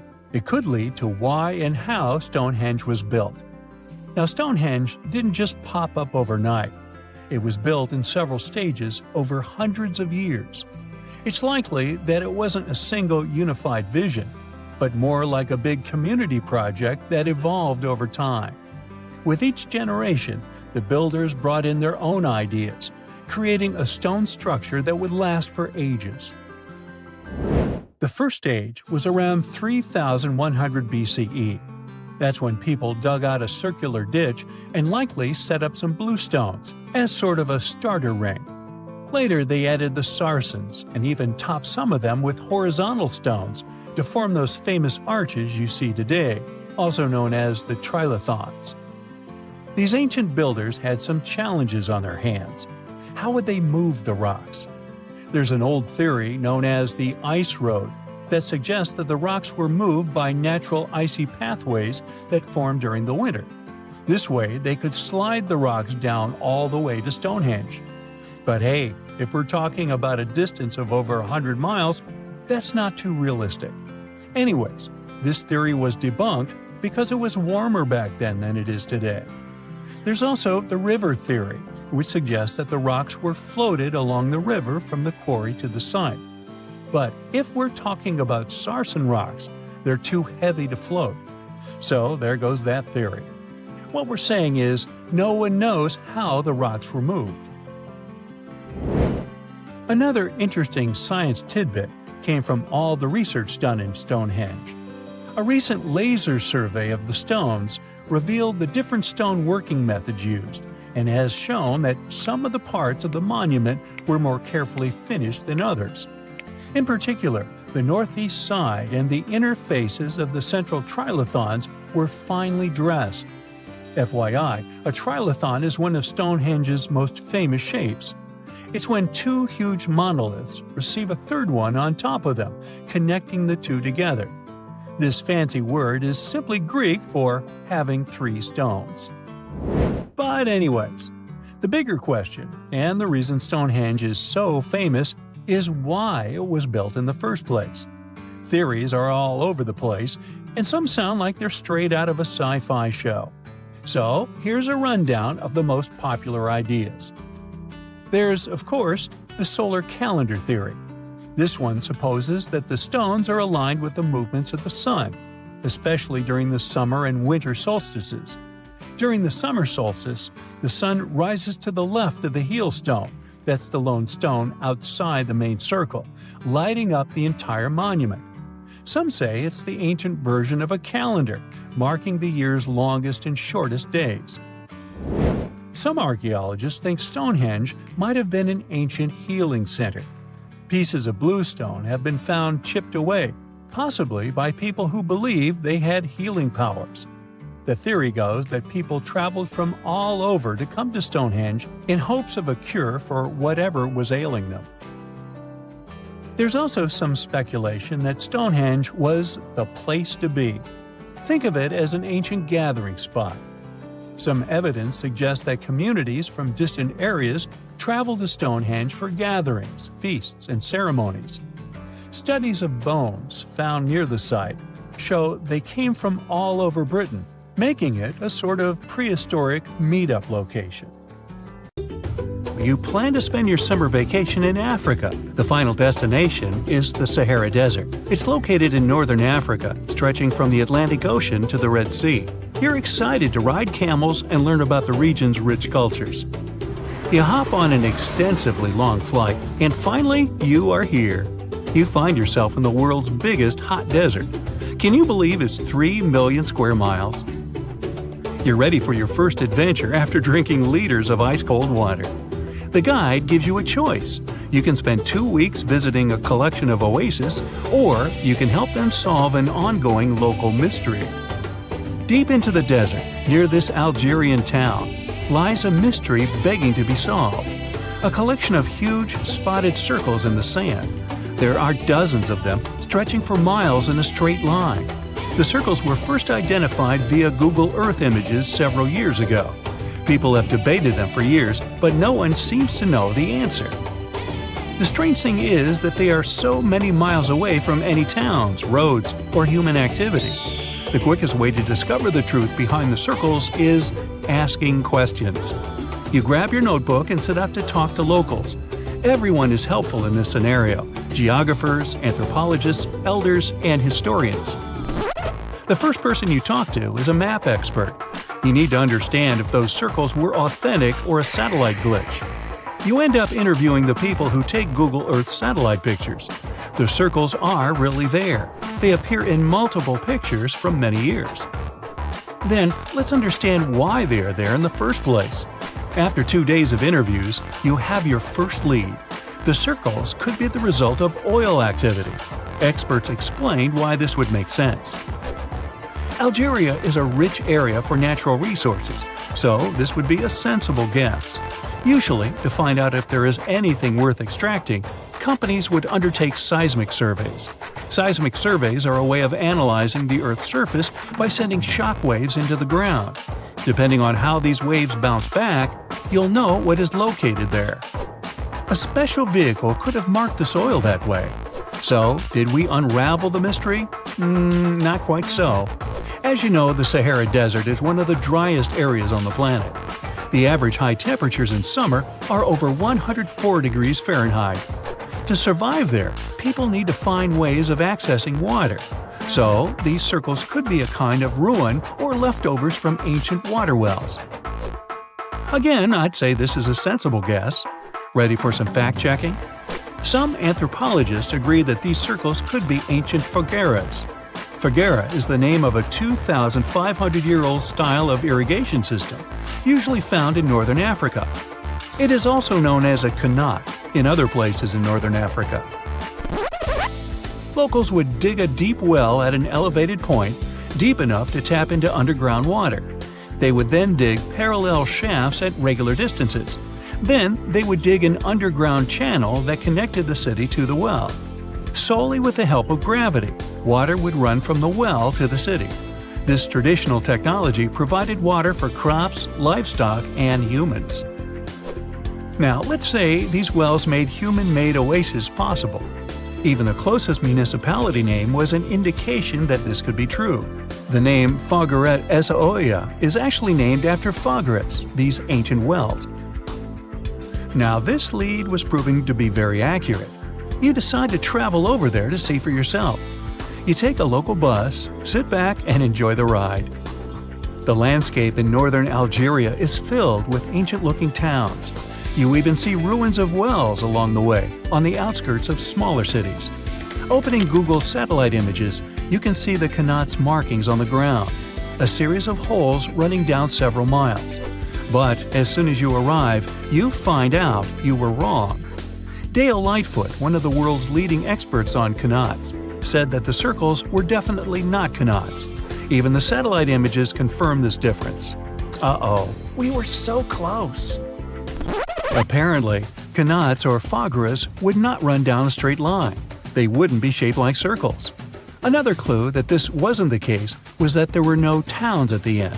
The circles were really far away from any human activity, and qanats were explicitly built to provide water for human settlements. Well, it sure was a good try. You almost gave up on this mystery when you decided to take one more field trip. It was days of preparation, pick up cars, food, equipment, all so that the mystery of the Sahara circles could be unraveled. On the first day, you drove over 99 miles into the desert. You were always curious to see what this part of the world looked like. Over there, you see nothing but mustard yellow dunes. The night sky is pretty decent though. You can see the entire Milky Way with your own eyes.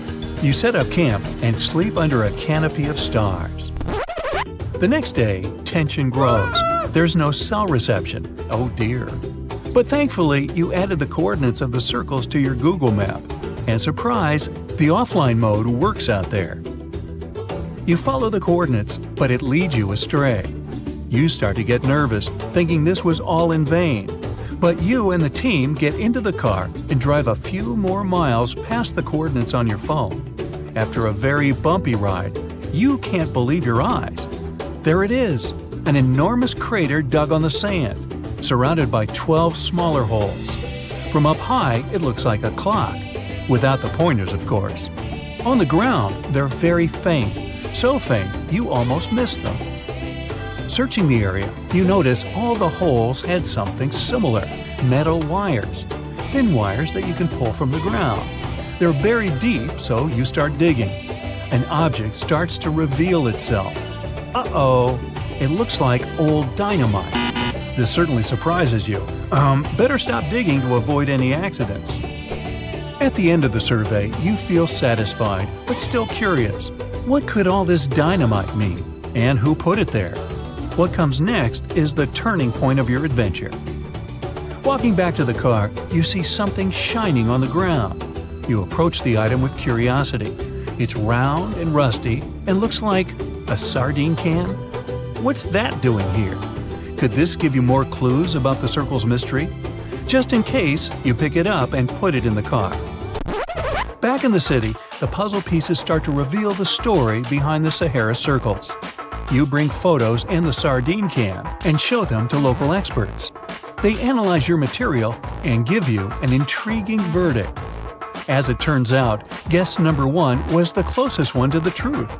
So, what happened to the first guess? Why do we need to keep digging deeper? Well, because it was only half right. The Sahara circles are not a historical footprint of seismic surveying. Back when the circles were made, this technology didn't even exist.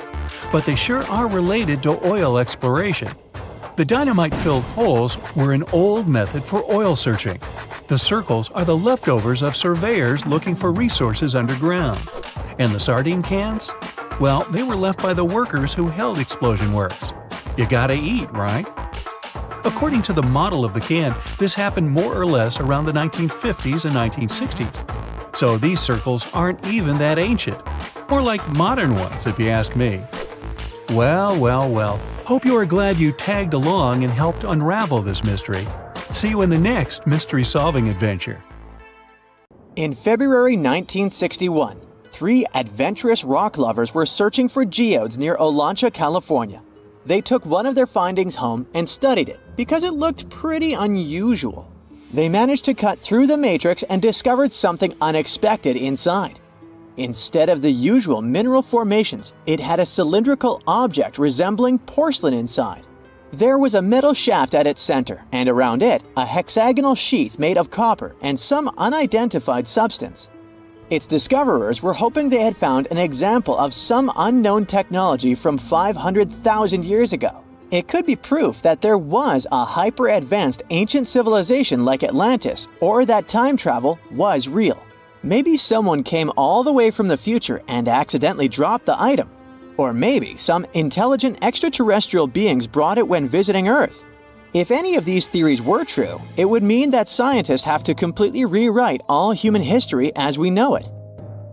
But not everyone shared the excitement, and truth seekers and alternative archaeology circles were trying to solve the mystery of the so-called Koso artifact until the late 90s with theories and debates.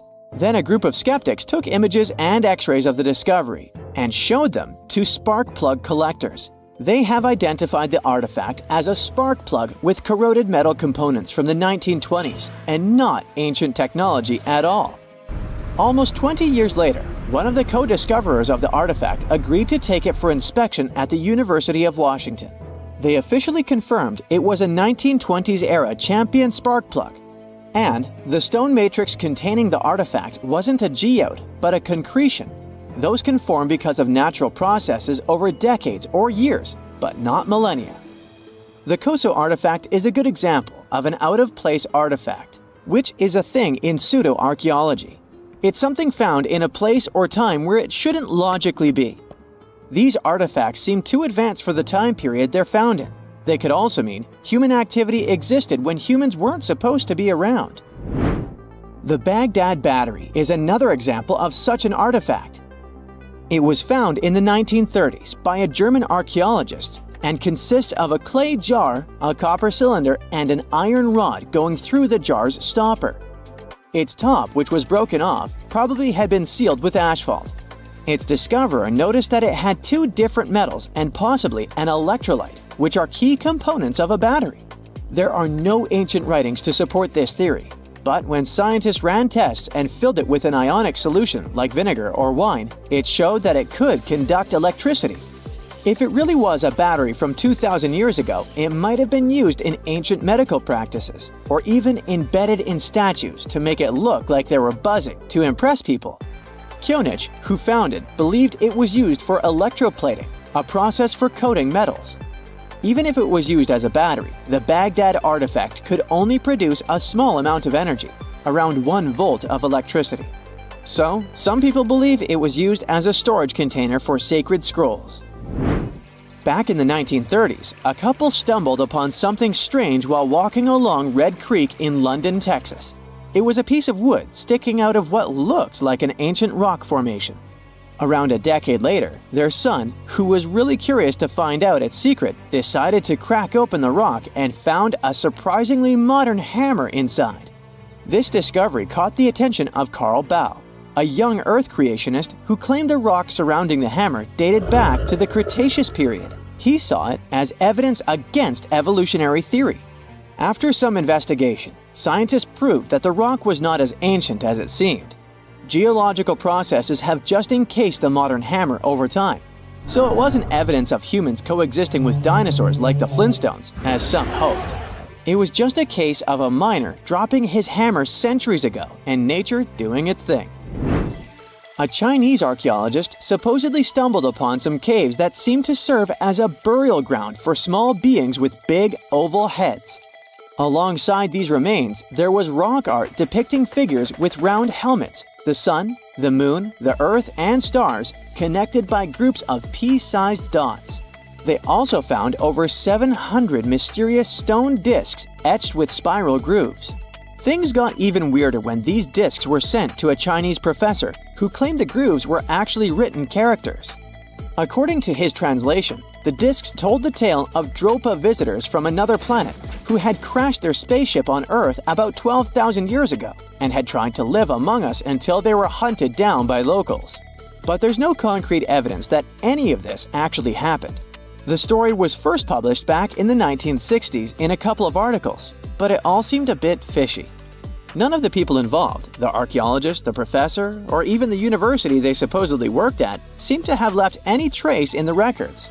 And while there is a group in Tibet called the Dropka, they're fully human, not extraterrestrial visitors, and there's no solid proof that the Dropa stones exist at all.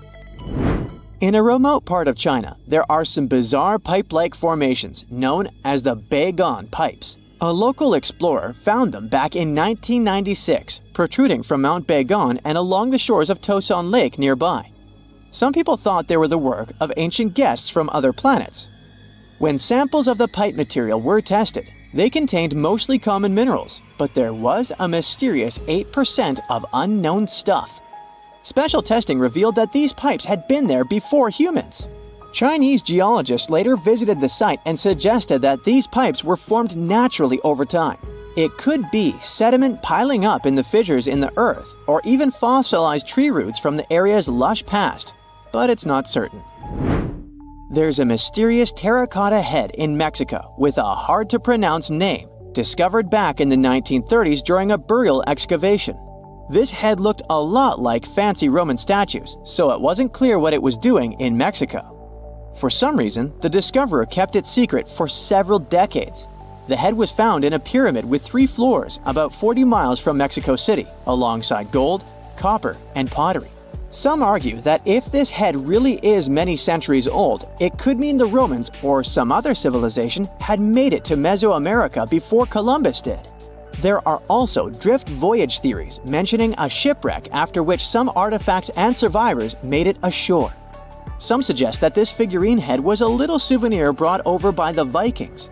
But there's no solid archaeological proof of the Vikings meeting the folks in Mesoamerica.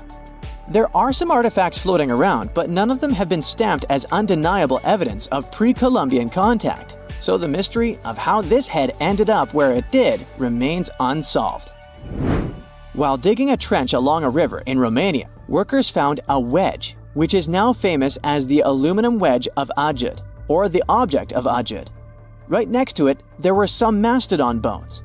Those distant relatives of elephants lived 11,000 years ago, so the wedge is probably of the same age.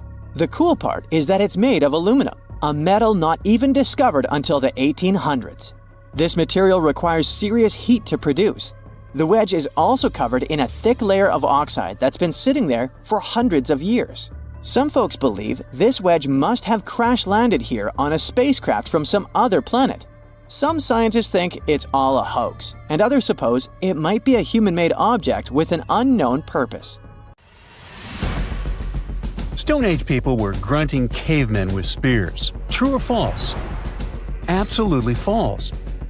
They were gathering around and forming real culture as far as we've discovered. In Turkey, scientists uncovered a 12,000-year-old mystery that's revising history. It's a sophisticated cosmic calendar made out of giant stone temples that may actually be a warning from the stars. We're talking about Göbekli Tepe. This prehistorical site predates even Stonehenge, our classical stone ring circle, by 6,000 years. And it upends why we think Stone Age civilizations emerged and thrived. Here's how this discovery could change our collective history. Around 10,850 BCE, a massive comet, or better yet, a bunch of comet fragments, smashed into Earth. The skies darkened, the temperature dropped, big animals vanished, and it kicked off a mini ice age that lasted over 1,200 years. What's now a place called Göbekli Tepe was home to a group of humans who survived this entire chaotic event.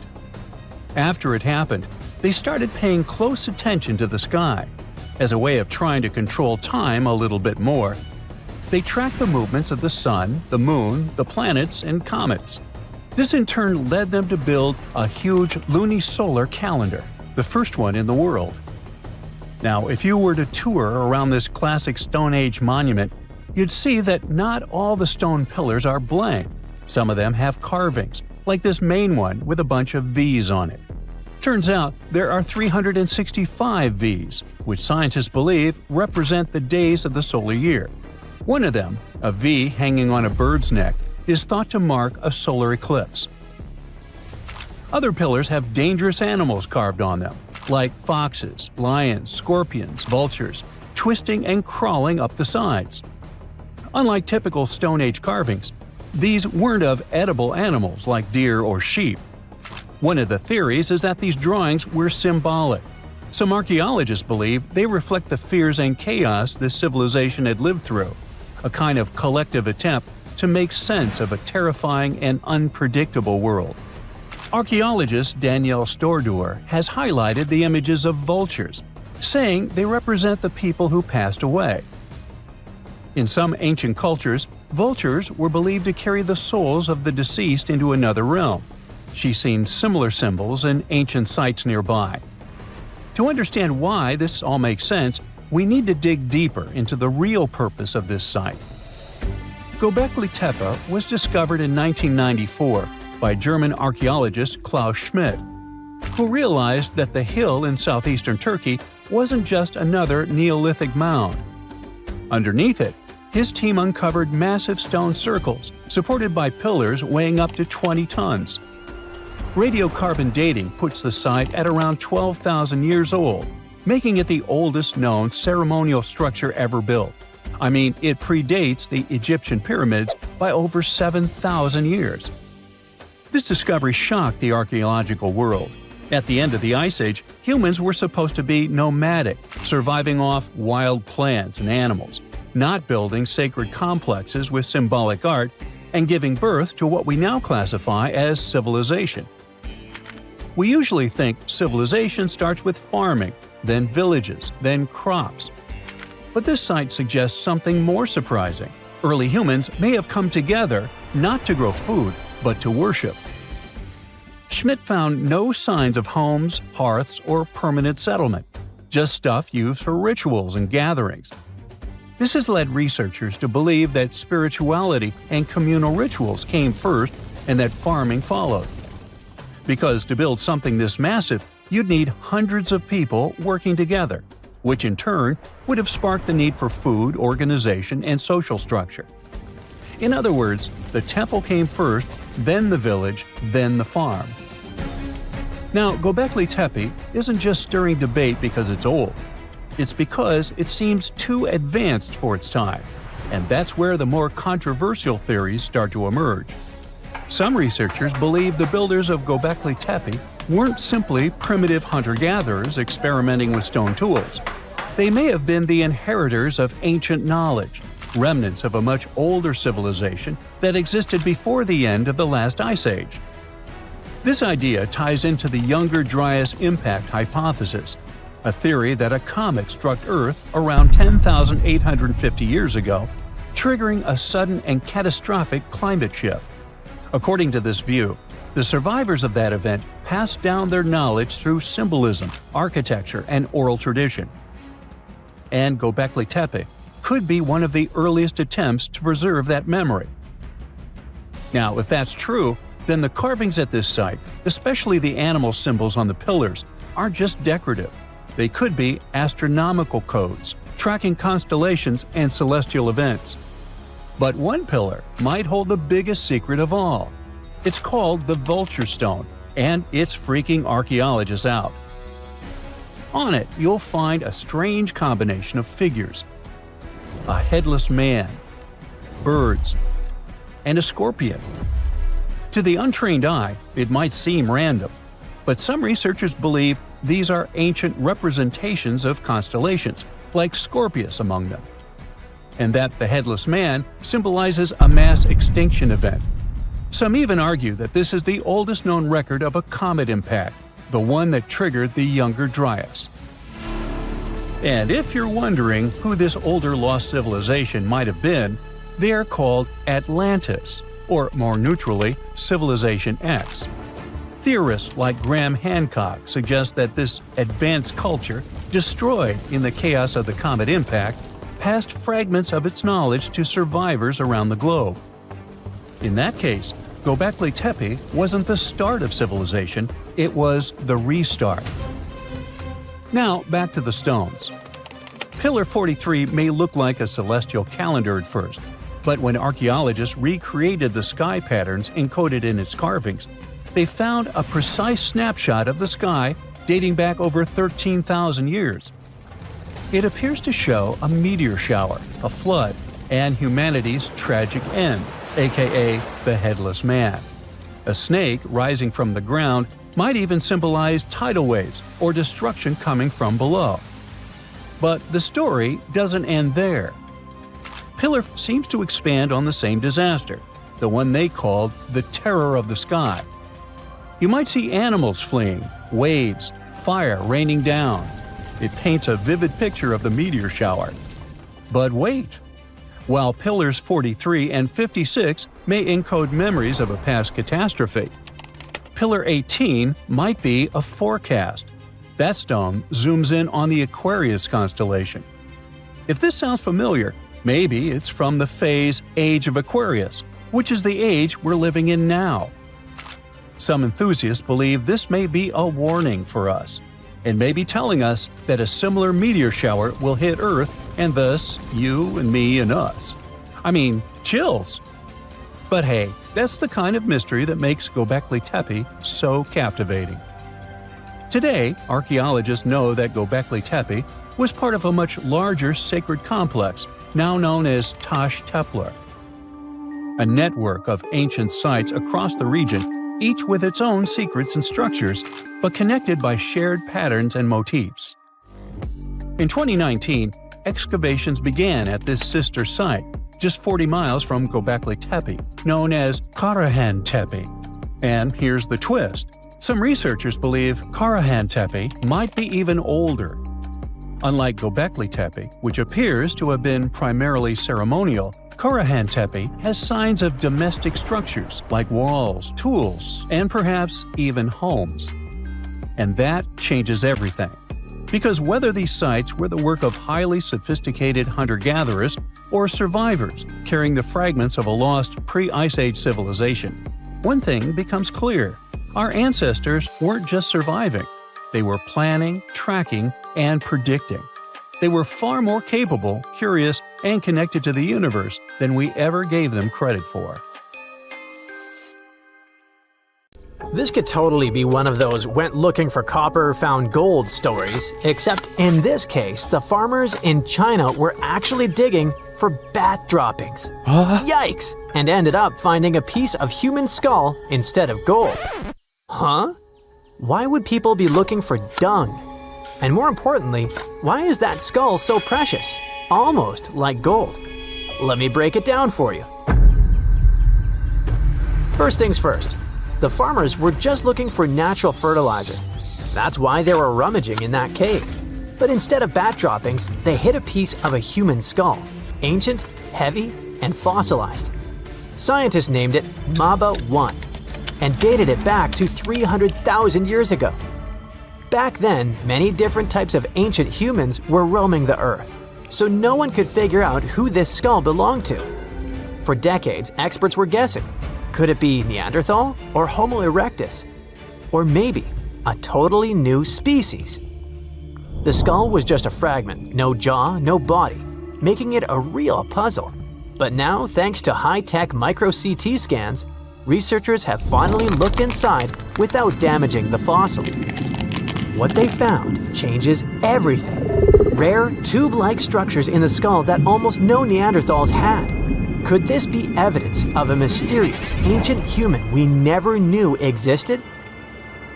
The shape of the inside of the skull looked more like Homo erectus, a much older human species, but it didn't fully match with this one either.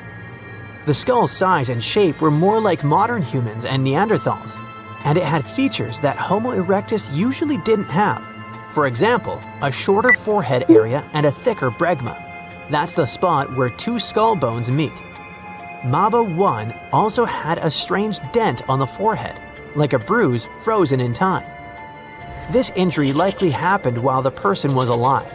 Maybe they fell or had some condition like anemia, or even a tumor. But the person didn't get an infection from it, so it's possible they healed and lived for a while after whatever happened to them. So Maba 1 doesn't match any species we know perfectly, but it has common traits and a very similar story to other mysterious fossils from all over Africa. For example, back in 1976, one famous paleontologist and her team found another human-like skull in Tanzania. The skull the scientists found had features that resemble those of Homo sapiens, or modern humans, even though it was incredibly old. Scientists believe it could be one of the earliest examples of our species ever discovered, a real treasure. That means this skull might help answer one of the biggest questions in science. When exactly Homo sapiens first appeared? The layer of Earth where the skull was found dates back to the late Pleistocene period. That's way before most textbooks used to say modern humans existed. Since its discovery, scientists have analyzed the LH18 skull in every detail and compared it to other ancient fossils to figure out where it fits on the human family tree. They found no exact match for it, but they noticed it was related to other archaic Homo sapiens crania from Africa. On the other side of the African continent, in the rocky hills of Morocco, miners digging for barite found bones from some ancient humans and later some stone tools and even animal remains. At first, researchers thought these bones were from Neanderthals and only about 40,000 years old. But as they dug deeper, literally, into research, they saw the fossils were actually Homo sapiens and much older, maybe around 160,000 years old. But something didn't add up as the bones looked more primitive than other known Homo sapiens fossils. Thanks to new discoveries and better dating methods from the 21st century, scientists figured out that this Moroccan site might be even more important and older than anyone could imagine. The bones had old and new traits. The face, jaw, and teeth looked a lot more like modern humans, but the shape of the skull was longer and less rounded, kind of like older human species. So, this fossil could show what early Homo sapiens' brains looked like before they evolved into the brains we have today. This group of people could represent the earliest stage of our species. They were almost like us, just not quite there yet. Some scientists don't agree and think that these fossils might not be true Homo sapiens, but rather close relatives, probably Homo antecessor. That species could be a shared ancestor of both Neanderthals and humans. One thing is clear: early Homo sapiens didn't just come from one place, but from all over Africa. And some of them, now it's even trickier to say who exactly created the tools and cultural objects during the Middle Stone Age. And then there is another mysterious unidentified find: the skull from Zambia's Broken Hill ore mine. Miners found it and some other bones, also by accident. Scientists nicknamed it Rhodesian Man. At first, they thought it was like a missing evolutionary link between Homo erectus and Homo sapiens. Now, thanks to new research tools, they found it's almost 299,000 years old, and its owner probably lived alongside the primitive species Homo naledi in southern Africa. All this fits in well with new research that says some parts of our DNA are way older than expected, even older than the time when our human ancestors split into different populations. For a while, some experts thought the best explanation was that early humans in Africa interbred with a mystery species, like how humans mixed with Neanderthals and Denisovans in Europe and Asia. But we've never found fossils or DNA from this supposed ghost species. So, instead of saying that unseen species passed us these ancient genes, scientists used advanced models to study how human DNA changes over time. And it's possible that the earliest Homo sapiens populations in Africa weren't one big happy family after all. Between 1 million and 100,000 years ago, Earth went through intense glacial cycles, freezing periods followed by warmer ones. These shifts forced human groups to spread out when land was good, and then pushed them back together when conditions got rough. Advanced analysis of the genomes of living people from all over the world, Africa, Asia, Europe, and the Americas, showed that two separate human population groups reunited about 300,000 years ago. One of them, which had gone through a rough time and nearly vanished at one point, made up around 80% of the genes in modern humans. The other group added the remaining 20%, and that 20% may have made a huge difference, especially in areas like brain function and how our neurons work. Unlike Neanderthals, whose DNA make up only about 1 to 4% of the genome of non-Africans today, this ancient mixing event added 10 times that amount, and it's in everyone. Scientists still need to figure out who these mystery ancestors were. From fossil evidence, it looks like Homo erectus and Homo heidelbergensis, who lived in Africa and beyond during that time, might match these ancient populations. But researchers will need more clues, both genetic and fossilized, to be sure. Some of them think that the features of one group may come from an even older ancestor species, like Homo antecessor, whose fossils were found in Spain. Maybe the answer is hiding in the Khoisan people in southern Africa, who have more genetic diversity than all other humans combined. That's because they've had a long and isolated history, and their ancestors go way back to those ancient branches of early Homo sapiens. About 15% of their DNA comes from Europeans, and they also carry East African ancestry from about 2,000 years ago. Now, scientists think that descendants of both West and East Africans eventually left Africa and populated the rest of the world. Looks like these people were the product of multiple branches of Homo sapiens coming back together. It's clear from this research that we aren't a species with one clean origin. Perhaps it's time we stop talking about African ancestry as one thing. Africa is hugely diverse, and so are the roots of humanity. Have you heard of Göbekli Tepe? It's an ancient site in Turkey that literally made historians rewrite history books. Over 11,000 years ago, a group of prehistoric humans crafted an enigmatic masterpiece that's even older than Stonehenge.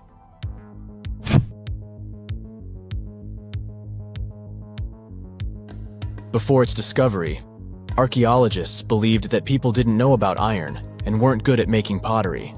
They were sure that settled life only emerged with the need for agriculture. But Göbekli Tepe changed this belief.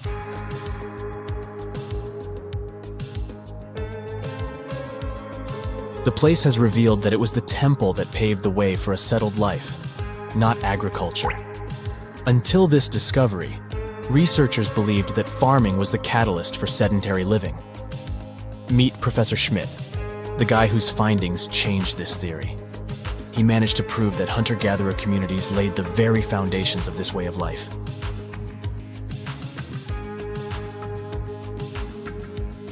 Back in the 1960s, other archaeologists visited the area, but they totally missed the mark.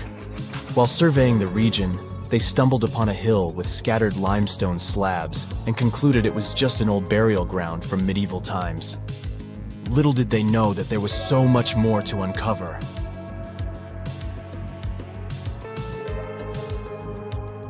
In 1994, Schmidt embarked on his own survey of prehistoric sites in the area. Surprise! He instantly realized he had discovered something truly extraordinary. Unlike the nearby flat and barren plateaus, Göbekli Tepe had a gently rounded top, rising 50 feet above the surrounding landscape. Funny enough, the translation of this place's name is Potbelly Hill. Schmidt was sure only humans could have made something like this.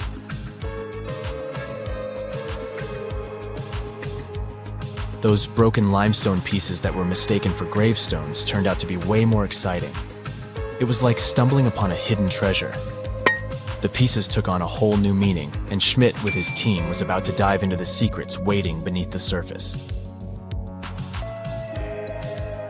To their surprise, they found no traces of a settlement, no hearths for cooking, no houses, and none of those adorable clay figurines commonly found in nearby sites of similar age. However, they uncovered that those ancient people used tools like stone hammers. So, Schmidt and his team put their heads together and took a wild guess at the age of Göbekli Tepe's stone structures. Their estimation got backed up by some limited carbon dating done right at the site. The ancient vibes of this place were finally starting to make sense. It was like a puzzle slowly coming together.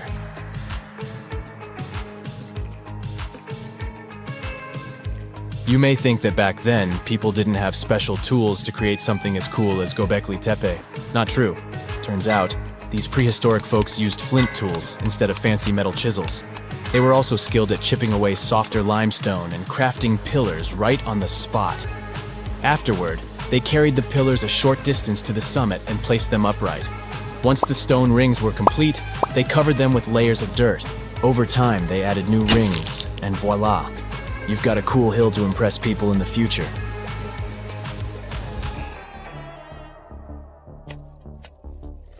During their first year of excavation, the team went through 15,000 pieces of animal bones from wild creatures. These people didn't have pet animals or grow their own food. They hunted wild animals for their meals. But things were about to change, because the place had everything they needed to start farming. Scientists say they had wild sheep and wild grains that could be domesticated. And guess what?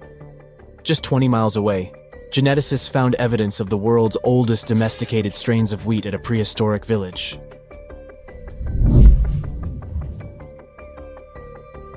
These amazing findings have completely changed how we view civilization. In the past, experts believed that people needed to learn how to farm and settle in one place before they could build temples and develop complex societies. But guess what? Schmidt's research flips that idea on its head. He claims that the incredible effort put into constructing these astonishing structures actually set the stage for the development of advanced societies. It means that societal and cultural changes happened before agriculture. Schmidt has this fascinating hypothesis about Göbekli Tepe. He thinks it could have been a special burial site where people left their loved ones. And here's the twist. The burial site was adorned with fancy statues and symbols representing deities from the spiritual realm. The idea that Göbekli Tepe could have served as a sacred place adds another layer of complexity to the whole story. While the site's true purpose may remain elusive, Schmidt's insights invite us to consider the profound interplay between life and the afterlife, and the deep reverence ancient hunter-gatherer societies may have had for their departed ancestors. Now let's talk about the stars of the show, the mesmerizing T-shaped columns that dominate Göbekli Tepe. These mysterious structures range from 10 to 20 feet tall and most likely represent stylized human figures. But one figure stands out from the rest, the three-dimensional lion relief. This depiction really fires up our imagination. Why? Because it hints at the possibility that lions roamed Anatolia during the Neolithic period.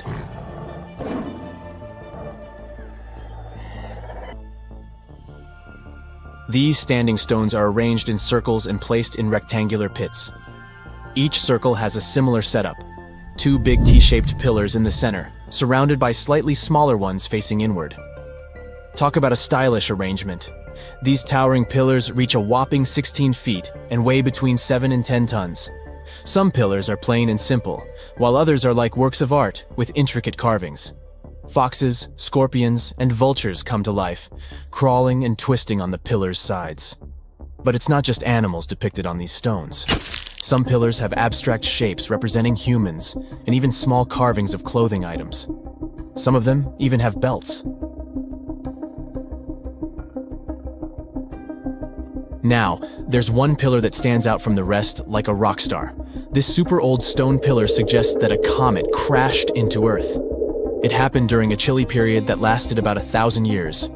Previous studies examining Greenland ice cores hinted at this comet theory, but now the carvings at Göbekli Tepe prove it right.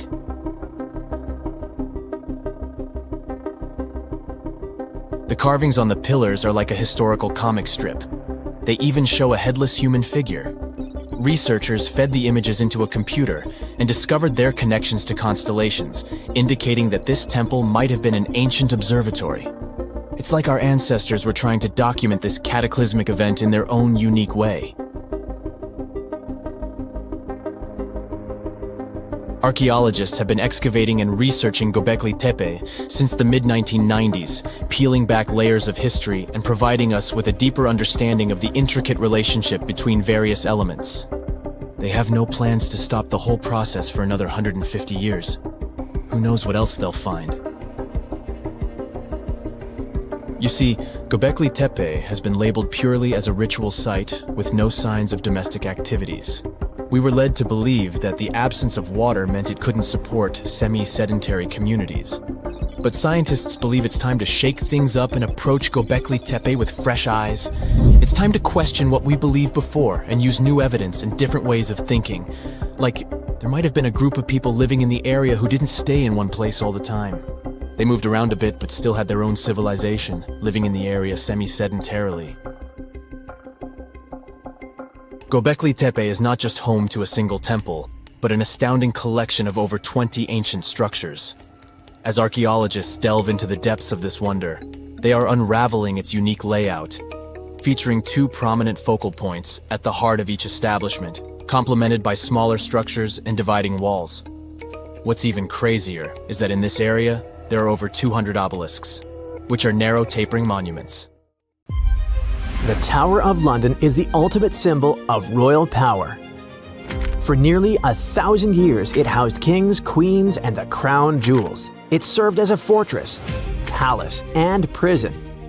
It is one of the most studied and documented historic sites in the world.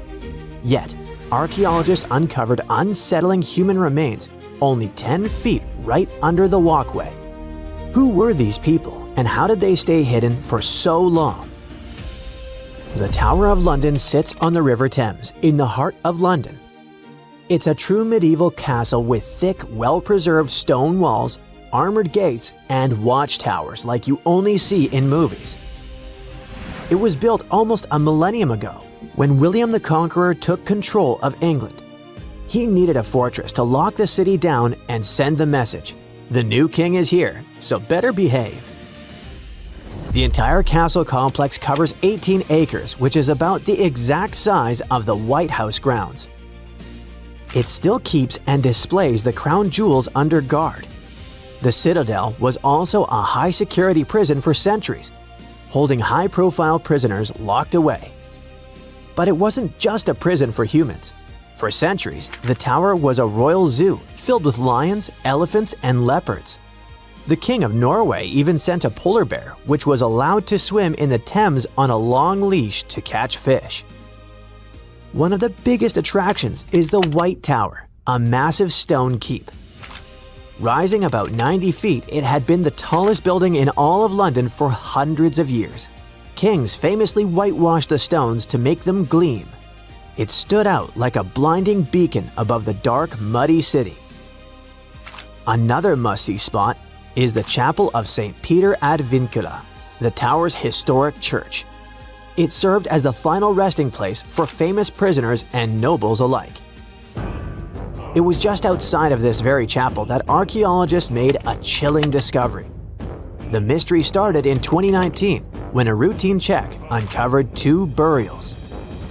When archaeologists returned to dig some more in 2025, the situation grew from unexpected to, "Hey, what is going on here?"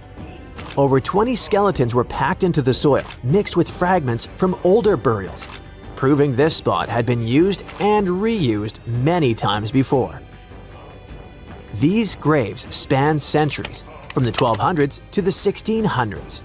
So we're not looking at one tragedy. It seems to be a place that kept getting used again and again throughout medieval London. One situation feels like it's from a horror movie. A cluster of at least 6 people from the 1300s that looks unusually messy compared to the others. The timing lines up with the era of the Black Death in London, so this group could be plague-related. But researchers are careful with conclusions for now. On the other hand, some graves look the opposite of rushed. They look expensive.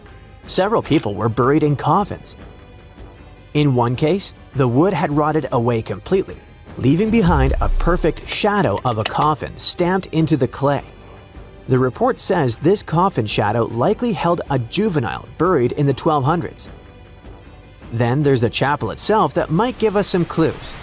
The current building is basically the newest version on this same spot. It's possible that there were 3 or 4 earlier chapels here, and the dig even exposed lost walls and an old floor surface deep down. But what else can we learn about these people? Here's where science can help. Researchers look at teeth. Your adult teeth form when you're a kid, and they lock in chemical traces from the water you drink and the food you ate. It basically creates a permanent record of where you grew up. So the team analyzed 2 specific skeletons.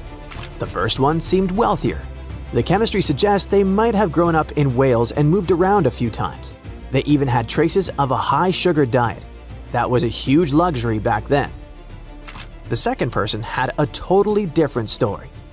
Their bones showed signs of chronic stress and a much harder childhood. So these were 2 people from opposite ends of the social ladder. One rich and the other not so much. But they both ended up near each other to be discovered centuries later. Millions of people visit the Tower of London every year. They take selfies and walk the grounds, totally unaware that they might be standing on top of massive tombs. And that forces you to ask the obvious question. If a place this famous can hide ancient graveyards, what else is out there? Because the tower is definitely not the only landmark keeping secrets. In 2019, the fire at Notre Dame forced a massive rebuild. That construction forced workers to lift parts of the floor and reveal a spooky secret. Several tombs hiding 2 human-shaped lead sarcophagi, sealed like metal time capsules. And inside, there were details that shouldn't survive. Fabric, hair, and even leaves that were left on the head. This stuff points to an important person. It sounds unbelievable, but they managed to identify the person as Antoine de la Porte, a church official who passed away in 1710. The second coffin became its own mini detective story. Scientists nicknamed the man inside the Horseman because his bones showed signs of riding for years. Some new analysis suggests that he could have been Joachim du Bellay, a well-known poet from the 1500s. So, we have secret graves in London and Paris. That part almost makes sense. These are old, crowded cities where people have lived for centuries. But there's one place on Earth where history wasn't supposed to happen at all. Antarctica. Yes, almost literally the edge of the world with nothing human anywhere nearby for hundreds of miles. And still, in 1985, a Chilean scientist found human remains on an ice-free beach in Livingston Island on a spot now called Yamana Beach. A human skull in Antarctica sounds impossible, but the dates make it worse. When the remains were studied, the person appeared to be a young woman around 21, likely from the southern Chilean channels. She passed away in the early sealing area, roughly 1819 to 1825. That's basically the opening minutes of humans showing up in that region. So why would a young woman end up there? One idea is that she might have come with early sealers, maybe as a guide or part of the crew. The original researcher even suggested she could have been abandoned there for unknown reasons. Plus, the spot where they found her is known to have been visited by early 19th century sealers. The pieces fit together somewhat, but no one can really pin down the story. And it gets even stranger. The first discovery in 1985 was her skull, but later researchers came back to the same area and found more human bones. In 1988 and again in 1993, they recovered 2 femurs, basically thigh bones, near the original site. The big question is obvious. Were those bones from the same person, or did more than one person pass away here? The plan was to use DNA testing to check if the femurs matched the skull. If these 3 sites prove anything, it's that new discoveries could be anywhere. But the really exciting part is daydreaming about where we could go next. We are entering a phase where technology could make history feel like time travel. Think about what we can do with the gathered data.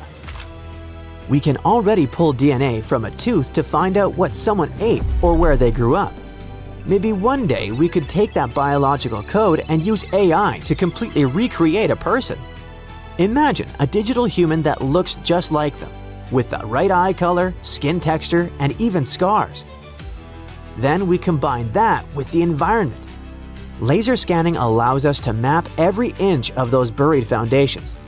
If you feed that into a physics engine, you can rebuild the walls that fell down 500 years ago. That means in our lifetime, you might not just visit the Tower of London to see it as it is right now. You could strap on a headset and step inside the chapel as it looked in 1348, being face to face with history, just without the bad smells or the risk of catching the plague. There are several places on Earth, awesome and mysterious, that evoke so many questions that some people believe they were built by or with the help of extraterrestrial intelligence. Let's explore those mystical destinations. In the hills above Cusco, Peru, you'll find an ancient Inca fortress called Sacsayhuaman. Some of the massive stones of its walls weigh as much as 360 tons. They're cut and fitted together surprisingly precisely, and no mortar is used. The stones used for this construction were transported over 20 miles from quarries. But how did the Inca do it? Did they ask for extraterrestrial help? Perhaps. But archaeologists disagree. They have found evidence that the Inca used advanced engineering techniques involving ropes and levers to move and fit the stones. Okay, let's move on to the Nazca lines. You can see them in the deserts of southern Peru. In this area, more than 800 lines and 300 shapes stretch across the deserted landscape. Those are called geoglyphs and are best viewed from the sky. That's how theories about alien involvement popped up. The lines were made by removing the top layer of reddish rocks to reveal the lighter ground beneath. And this is a pretty simple technique. You don't even need to use modern tools. The purpose of the Nazca lines is still a mystery, but most experts believe that they had some ceremonial significance. Now, the stone circle of Stonehenge must have something to do with extraterrestrial visitors, right? Those stones, some weighing as much as 50 tons, were brought from quarries hundreds of miles away. No wonder many people offered theories about alien intervention. Well, sorry to disappoint you, but archaeologists have proven that the monument could have actually been built with the help of technologies available around 5,000 years ago, such as wooden sleds and rollers. The exact purpose of Stonehenge is still under debate. Its builders could have used the stone circle to track the sun or to perform astronomy-related rituals. The next breath-stopping place on our list is the Egyptian pyramids, namely the pyramids of Giza just outside Cairo. They were built over 4,500 years ago. The largest of them, the Great Pyramid, is made of millions of 2-ton stones which are arranged with super precision. The pyramids also align with the stars of Orion's belt, and this makes some people believe that aliens might have helped to build these awe-inspiring constructions. Experts disagree. They say that although the exact methods the Egyptian builders used are still unclear, the pyramids are undoubtedly a human achievement. Ramps, levers, and a large workforce were likely used to move the stones into place. Then, how about Teotihuacan, located near modern-day Mexico City? Once, it was a thriving metropolis. The city was built more than 2,000 years ago, and its size and advanced architecture make people wonder if aliens played a key role in its construction. In reality, the city was created by several cultures, including the Maya and Zapotec. It was a center for trade, agriculture, and other activities, but it does have some connection to space. Its layout, with the pyramids aligned to celestial events, shows a deep understanding of astronomy. And still, it was the work of human hands. Now, let's travel to one of the most mysterious islands in the world, Easter Island. Nearly 900 stone figures known as moai stand there, some towering over 30 feet tall. These statues were carved from volcanic rock more than 1,000 years ago and moved across the island to their final resting places. This impressive feat, as well as the slightly creepy appearance of the figures, makes you think about some alien intervention, doesn't it? Well, another disappointment. It's believed that the Rapa Nui people used wooden sleds or rolling logs to transport the statues, and there's no evidence that extraterrestrials were involved. The last destination isn't even on Earth. In 1976, NASA's Viking 1 orbiter captured an image of what seemed to be a face on Mars. It sparked numerous theories about alien activity. The face seems to be staring up from the Martian surface, like evidence of the activity of an ancient alien civilization. But more detailed images from 2001, taken by the Mars Global Surveyor, revealed that the so-called face was just a natural mesa, an isolated flat-topped hill with steep sides. Strange and amazing items are discovered often, but figuring out what our ancestors were up to is pretty tough. Especially when all you have are just some rusty cups and cave drawings. It's no surprise that even the experts in lab coats sometimes make mistakes. But it's not just about dusty plates and huge stones. Sometimes there's even humans with large heads. So grab your digging tools and let's travel back to ancient times to explore incredible societies that even scientists can't fully explain. Sardinia may look idyllic now, but I'm not gonna lie, I wouldn't fancy visiting it 3,000 years ago. Rumor has it, terrible giants roamed around this island back then. People even talk about finding human skeletons over 13 feet tall there, although nobody's ever shown anything to prove it. But the stories will make you wonder because some weird stuff has definitely happened. In 1974, over 5,000 pieces of broken stone artifacts were found in a part of the island called Monte Prama, but instead of being displayed in a museum, they were locked up in an underground vault for about 30 years. Sounds a bit suspicious, doesn't it? When they were finally displaced in 2005, scientists put the pieces together to find statues of 38 giant men standing 8 feet tall. Not quite as tall as the legendary skeletons, but still pretty huge. It's thought these statues were made by the Nuragic people, who lived on the island a long time ago. Besides giant statues, they also built over 8,000 massive stone buildings. Perhaps Nuragic weren't giants themselves, but they definitely liked their things big. I do too. I like a big number of likes on our videos. That would be pretty great. Thank you if you liked this and subscribed. Now back to the video. You and I are pretty smart, but we might not be the smartest humans ever. Actually, we might not even be the smartest species. Since 1913, some skull fossils found in South Africa have hinted at a possibly smarter contender called Boskop man. This human-like species might have lived as recently as 10,000 years ago.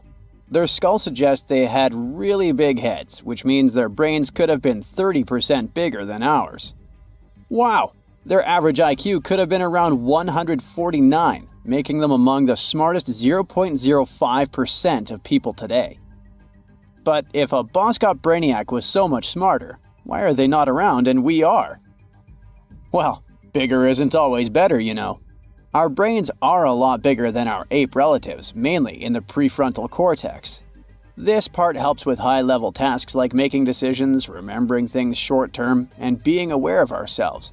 The parts of the brain that handle our senses and movements haven't really grown much. So, maybe the Boskops spent too much time dwelling on the past rather than doing practical things like hunting. But this is all just guessing. We really don't know what happened to these clever cousins of ours. Some people even argue that Boskops weren't any different from us, with the only evidence being parts of skulls. The jungle is huge. Did you know the Amazon rainforest is home to about 30% of all the world's plant and animal species? That's impressive. However, the history of one native species, humans, has long puzzled scientists. The mysterious Kasarabe people lived here for hundreds of years and then vanished around 1400 AD. People thought the Amazon only had a few scattered tribes, but recently we discovered big, unusual shapes in the ground called geoglyphs. These might look like simple shallow ditches, but they're actually the remains of a vast civilization that spread over 5,000 square miles and includes about 450 markings, some as wide as 1,300 feet. That's insane! They likely contained ceremonial buildings and could have hosted up to 1 million people as recently as 550 years ago. Thanks to new technology like LiDAR, which uses a safe laser to map the forest without harming it, we can explore deeper. In 2019, some scans showed miles of raised roads and pathways and even pyramids over 70 feet tall. They found 26 separate settlements, 2 of which were at least 250 acres each. Damn, that's like 330 soccer fields. It's not certain what happened to the Kasarabe people. Maybe European conquistadors drove them out. Maybe the most baffling ancient civilization is one we've never actually found a trace of. Yep, I'm talking about Atlantis, the grand city that supposedly sank into the ocean. The first mentions of Atlantis come from the ancient Greek philosopher Plato, who talked about a great city near the Strait of Gibraltar. But for ages, everyone just thought Plato made up Atlantis as a perfect version of his own Athens. So why, about 12,000 years after it supposedly vanished, do we still wonder if it might be real? Well, in the 19th century, U.S. Congressman Ignatius Donnelly wrote a book giving 13 reasons why he thought Atlantis was more than just a myth. Then, in 1965, some folks thought they actually found Atlantis when they discovered the Richat structure, a massive 25-mile-wide dome in Mauritania, Africa. It's so big that you can see the whole thing from space. 2 astronauts flying over the Sahara Desert spotted this giant eye staring back at them and thought they'd made the discovery of a lifetime. Unfortunately, there's no solid evidence linking this structure to Atlantis. It's believed to have formed from volcanic activity about 100 million years ago. But it does look suspicious, doesn't it? Still, we're no closer to knowing the truth. Imagine going back to about 3,300 BCE and finding yourself in South Asia. Welcome to the Harappan civilization. These people were way ahead of their time. They had cities like Harappa and Mohenjo-Daro, complete with baked brick houses, sophisticated drainage systems, and even public baths. This place might have had over 5 million people, making it one of the densest regions at the time. They also invented a system of standardized weights that was incredibly useful for traders. And trading they did. These people had connections stretching all the way to the Middle East, thanks to their great skills in metallurgy. They even had a form of ancient branding. The seals were used to stamp clay on trade goods. Despite being so advanced with a thriving urban life, there's a whole bunch of mystery shrouding their language and script. We've got bits and pieces of their writing, but no one's deciphered them yet, even with all the technology we have today. We also still don't know how exactly their society worked. It looks like they didn't flaunt their social status as much as other civilizations. No grand palaces or massive monuments. Instead, their largest buildings might have been granaries. They sure were practical. Unfortunately, all good things must come to an end. Around 1800 BCE, this bustling civilization started to decline, possibly due to shifts in river patterns. As the environment changed, the Harappans packed up, moving towards more hospitable lands. Ever heard of the Minotaur? The beast with a bull's head and a man's body, hunting the bravest travelers in a massive maze. Well, this wasn't just any old tale. It was one of the most popular dramas of the ancient world, and it was inspired by this place, the island of Crete. The Minoans lived here during the Bronze Age. They had stunning palaces, amazing frescoes, and a culture so rich it still fascinates historians to this day. They built places like Knossos, which was so complex with its multi-story buildings and elaborate hallways that it might have inspired the whole labyrinth myth. Their engineering was so ahead of its time that even their drainage systems were more advanced than what many of us have today. Let me know in the comments which of these stories you find the most fascinating, and thanks for watching. I bet you've never heard of the legendary oasis of Zerzura. This ancient city is said to be hidden somewhere deep in the Sahara Desert, and its discovery could mean unimaginable riches and untold secrets. According to an anonymous 15th century Arabic guide, the key to unlocking the city lies in the beak of a bird carved on the city gate. Zerzura might not be as popular as Machu Picchu or the pyramids, but that just makes it more mysterious. Legend has it that Zerzura is built around this big oasis somewhere in the desert west of the Nile. Apparently, it's made out of white stone and has all these luxurious houses and gold decorations. The story goes that a scribe wrote down the account of a traveler who stumbled upon Zerzura while looking for his lost camel. At one point in his journey, the man got caught up in a sandstorm, where he got separated from the rest of his group. The traveler kept wandering in the desert for days, and then, out of nowhere, two men showed up and guided him to the city of Zerzura. The traveler described this city as an oasis filled with little birds and made out of pure white stonework. The city is also said to be guarded by giants. In 1835, an English Egyptologist named John Gardner Wilkinson mentioned the city in one of his books. He spoke to a man from Egypt who found the city by accident after days of wandering through the desert. He mentioned some ruins, unusual stonework, and a large oasis surrounded by palm trees. The man even gave some instructions on how the city could be found, indicating that it might be in the western desert of Egypt. But here's the kicker. Even though a group of explorers went out to find Zerzura, they didn't succeed. At the same time, they did stumble upon a bunch of previously unknown oases. In the early 1900s, numerous expeditions were sent to find the city, including one with a fleet of Ford Model A trucks. But, alas, none were successful. Others say Zerzura did exist at one point, but not anymore. It's possible it was swallowed by the desert. It's believed that back in the day, the Sahara Desert was actually green. Scientists even found traces of ancient rivers that flowed through the area 100,000 years ago, creating green corridors across the desert.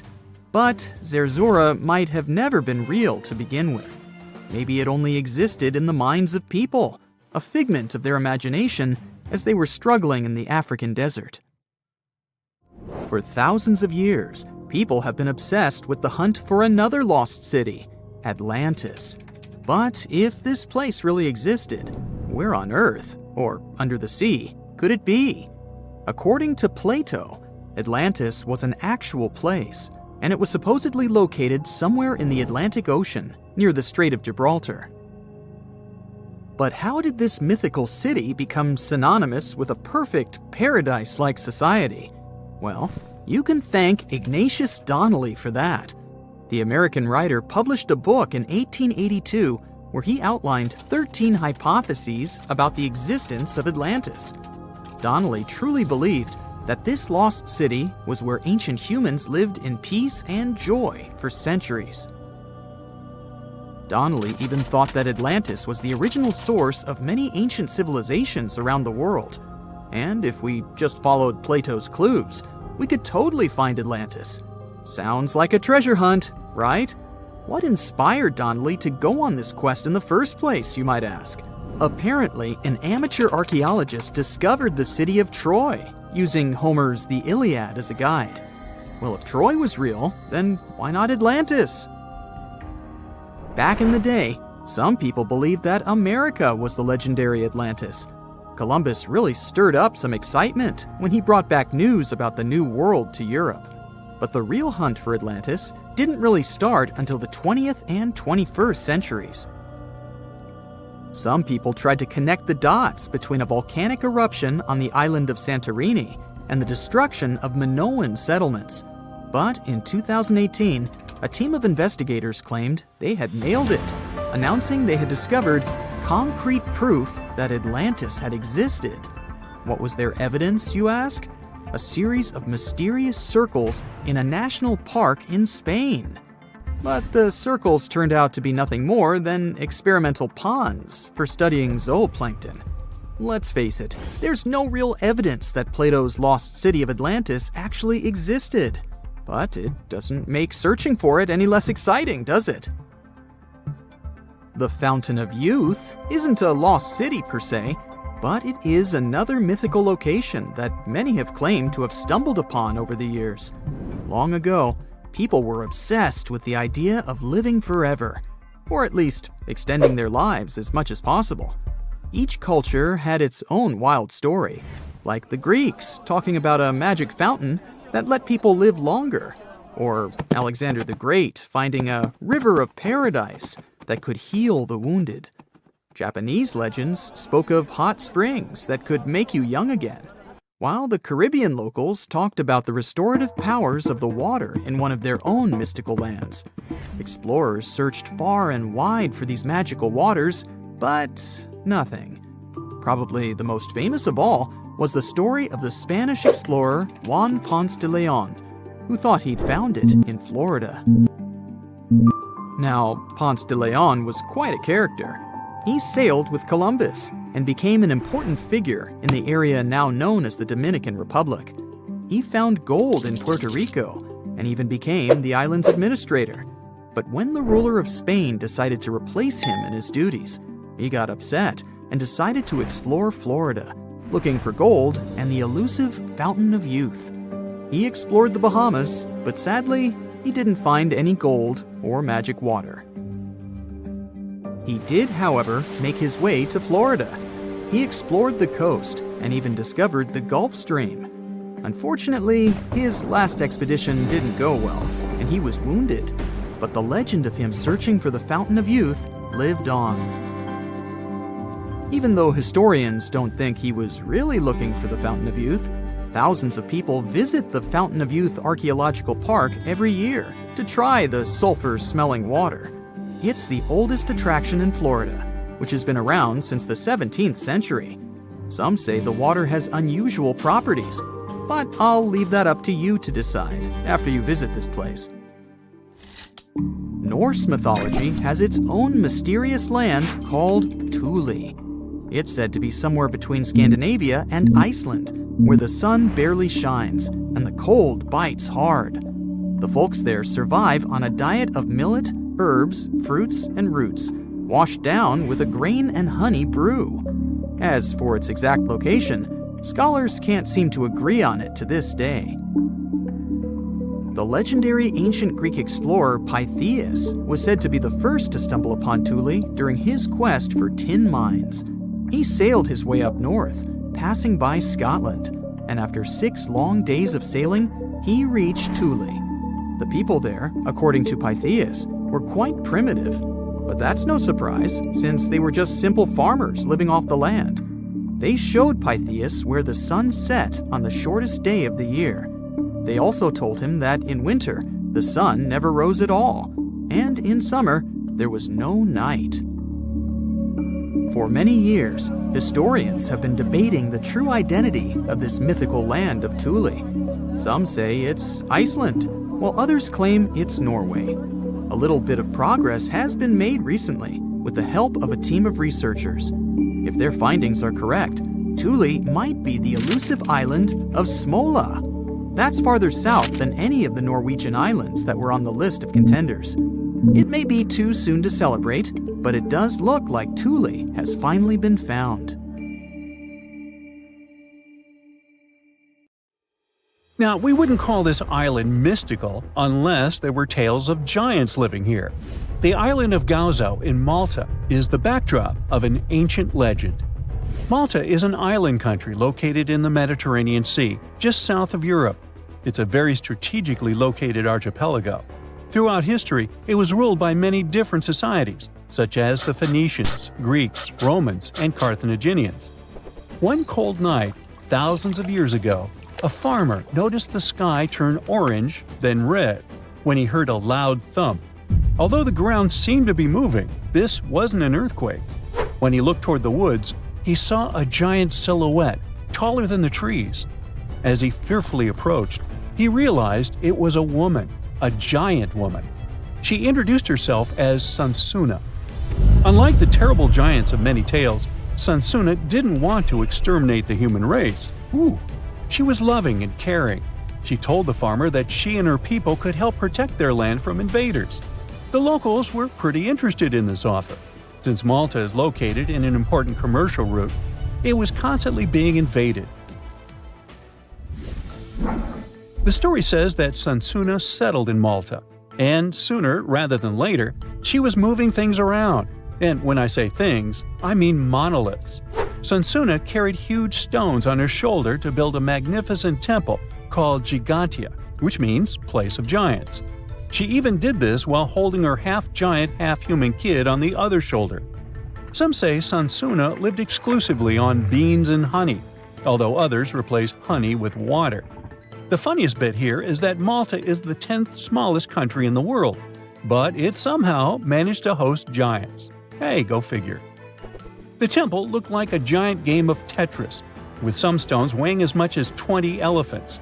Some of these monolithic rocks are so heavy, scholars guess it would take 50 men working together to lift just one stone. Now, as much as this is entertaining, humans never proved giants were real, so this story couldn't be true. There's a brief mention of a species of giants called the Nephilim in some ancient texts. The Nephilims would have been terrible giants that wreaked havoc on the earth and only survived until the Great Flood. But nobody ever found real proof of this species really existing on Earth, until this came along. The world of Maltese archaeology unearthed quite a few shocking things in the past years. One of them are known as the hypogeum skulls. Hypogeum is the Greek word for underground, and this incredible site was discovered in the first decade of the 20th century. Back then, Malta's National Museum director received an important phone call. Someone had accidentally dug some impressive bones and asked him to come check it out. The hypogeum looked like an underground city, filled with mazes and rooms that stretched along multiple floors. They were all made with similar limestones as the Maltese temples above ground. The hypogeum was filled with important relics and artifacts. Scientists quickly understood that the hypogeum was built as a type of final resting place for locals. So, along with skulls, they found a lot of bones and skeletons. One of these artifacts were skulls, but these weren't regular human skulls. Rather, they were of the elongated type. To make matters worse, these skulls were hidden from the public for years. People started to talk and created a bunch of theories behind it. The truth is that this discovery was a turning point for Maltese archaeology, although scientists didn't know what to do with it. Some wondered if these skulls were natural or manipulated, since they knew some cultures in the world used head binds to alter their skulls. Other scientists threw in the hypothesis of little gray people or even the legendary giants. Some say that the elongated skulls could have been sculptures that worshipped otherworldly deities. There was no way to confirm any of these theories. So the question remained: who were the builders of Malta's megalithic temples? Now let's take a look at what scientists know. The Maltese megalithic temples have been standing strong since 3500 BCE, which is even older than the pyramids of Egypt. The main dilemma here is that these temples were built even before we invented writing, yet they required advanced technological skills to exist. The Gigantea Temple seems too absurd to have been built by humans. The South Temple has a corridor with 4 oval rooms on the sides, looking like a big shamrock leaf. In one of these rooms, scientists found altars decorated with spiral patterns. It looked like an altar of some sort, indicating early Maltese people used them for ritualistic purposes. The North Temple is similar but smaller, with a very low entrance that makes people crouch down to get inside. You get it? You need to bow down to their deities in order to get into this sacred place. I mean, one can't help but wonder about the secret reasons these ancient builders had to build such a huge temple. I'm thinking they probably cast one of Daenerys' dragons to move the monoliths around. Yeah, I'm joking here. But hey, remember the entrance to King's Landing? Yup, the series used the Medina Gates in Malta as the exterior of King's Landing during Episode 3 of Season 1. Anyways, back to the giants. The ritualistic theory of the whole thing won a few points when archaeologists uncovered these mysterious figures. They're popularly known as fat ladies. These tiny statues have round bodies and faces that show how much they enjoyed life. They kind of look like a miniature Sunsana, the giantess we talked about. Scientists believe these were statues that celebrated well-being and prosperity. It does prove that the people of the time had advanced craftsmanship skills, and they were pretty intentional with their constructions and art manifestations. One of these statues is known as the Sleeping Lady. This Neolithic piece of art depicts the figure of a large woman lying on her side sleeping. After studying it deeper, scientists guessed this statue was meant to represent the Great Reaper. It was found in the hypogeum, which we now know was a huge resting place. This specific statue is different from all the other fat ladies, starting with the hair and the embroidered skirt. Then there's this statue. This is supposed to represent an 8-foot-tall woman and the rim of her skirt. She was discovered in the most unusual of ways. A farmer was trying to plow his field, but he kept hitting large blocks of stone. All the way back in 1915, the farmer called Malta's National Museum director and asked him to come check it out. Some think this is all the proof you need to confirm that Sunsana was real. Others aren't all that sure. But that's not all. The place where this giant statue was buried revealed one of Malta's most impressive archaeological sites, the Tarsian Temples. The temples were made from limestone blocks. Some are 20 feet tall and weigh around 20 tons. Zamet, the museum director, kept digging and discovered multiple sites made of megalithic stones. All of them supposedly built by Stone Age farmers, all stranded on a remote island in the Mediterranean Sea thousands of years ago. It just doesn't make sense. I mean, look at these temples in Manidra. This is probably the world's earliest calendar. On the equinoxes, the sun passes directly through the main doorway, straight down the central axis. On the solstices, there are 2 superb variations. During the summer solstice, the rays fall on the edge of the megalith to the left of the doorway, and during the winter, the rays fall to the right side of the doorway. It's astronomical precision at its finest. And what about the structures in the Hall Tarsian that we've already talked about? This complex is the oldest one in all of Malta. It was built with the purpose of doing animal offerings to deities. Scientists confirmed this by unearthing numerous animal bones buried in the soil. They also found a great collection of spirals, indicating that the locals also used this temple for ritualistic purposes.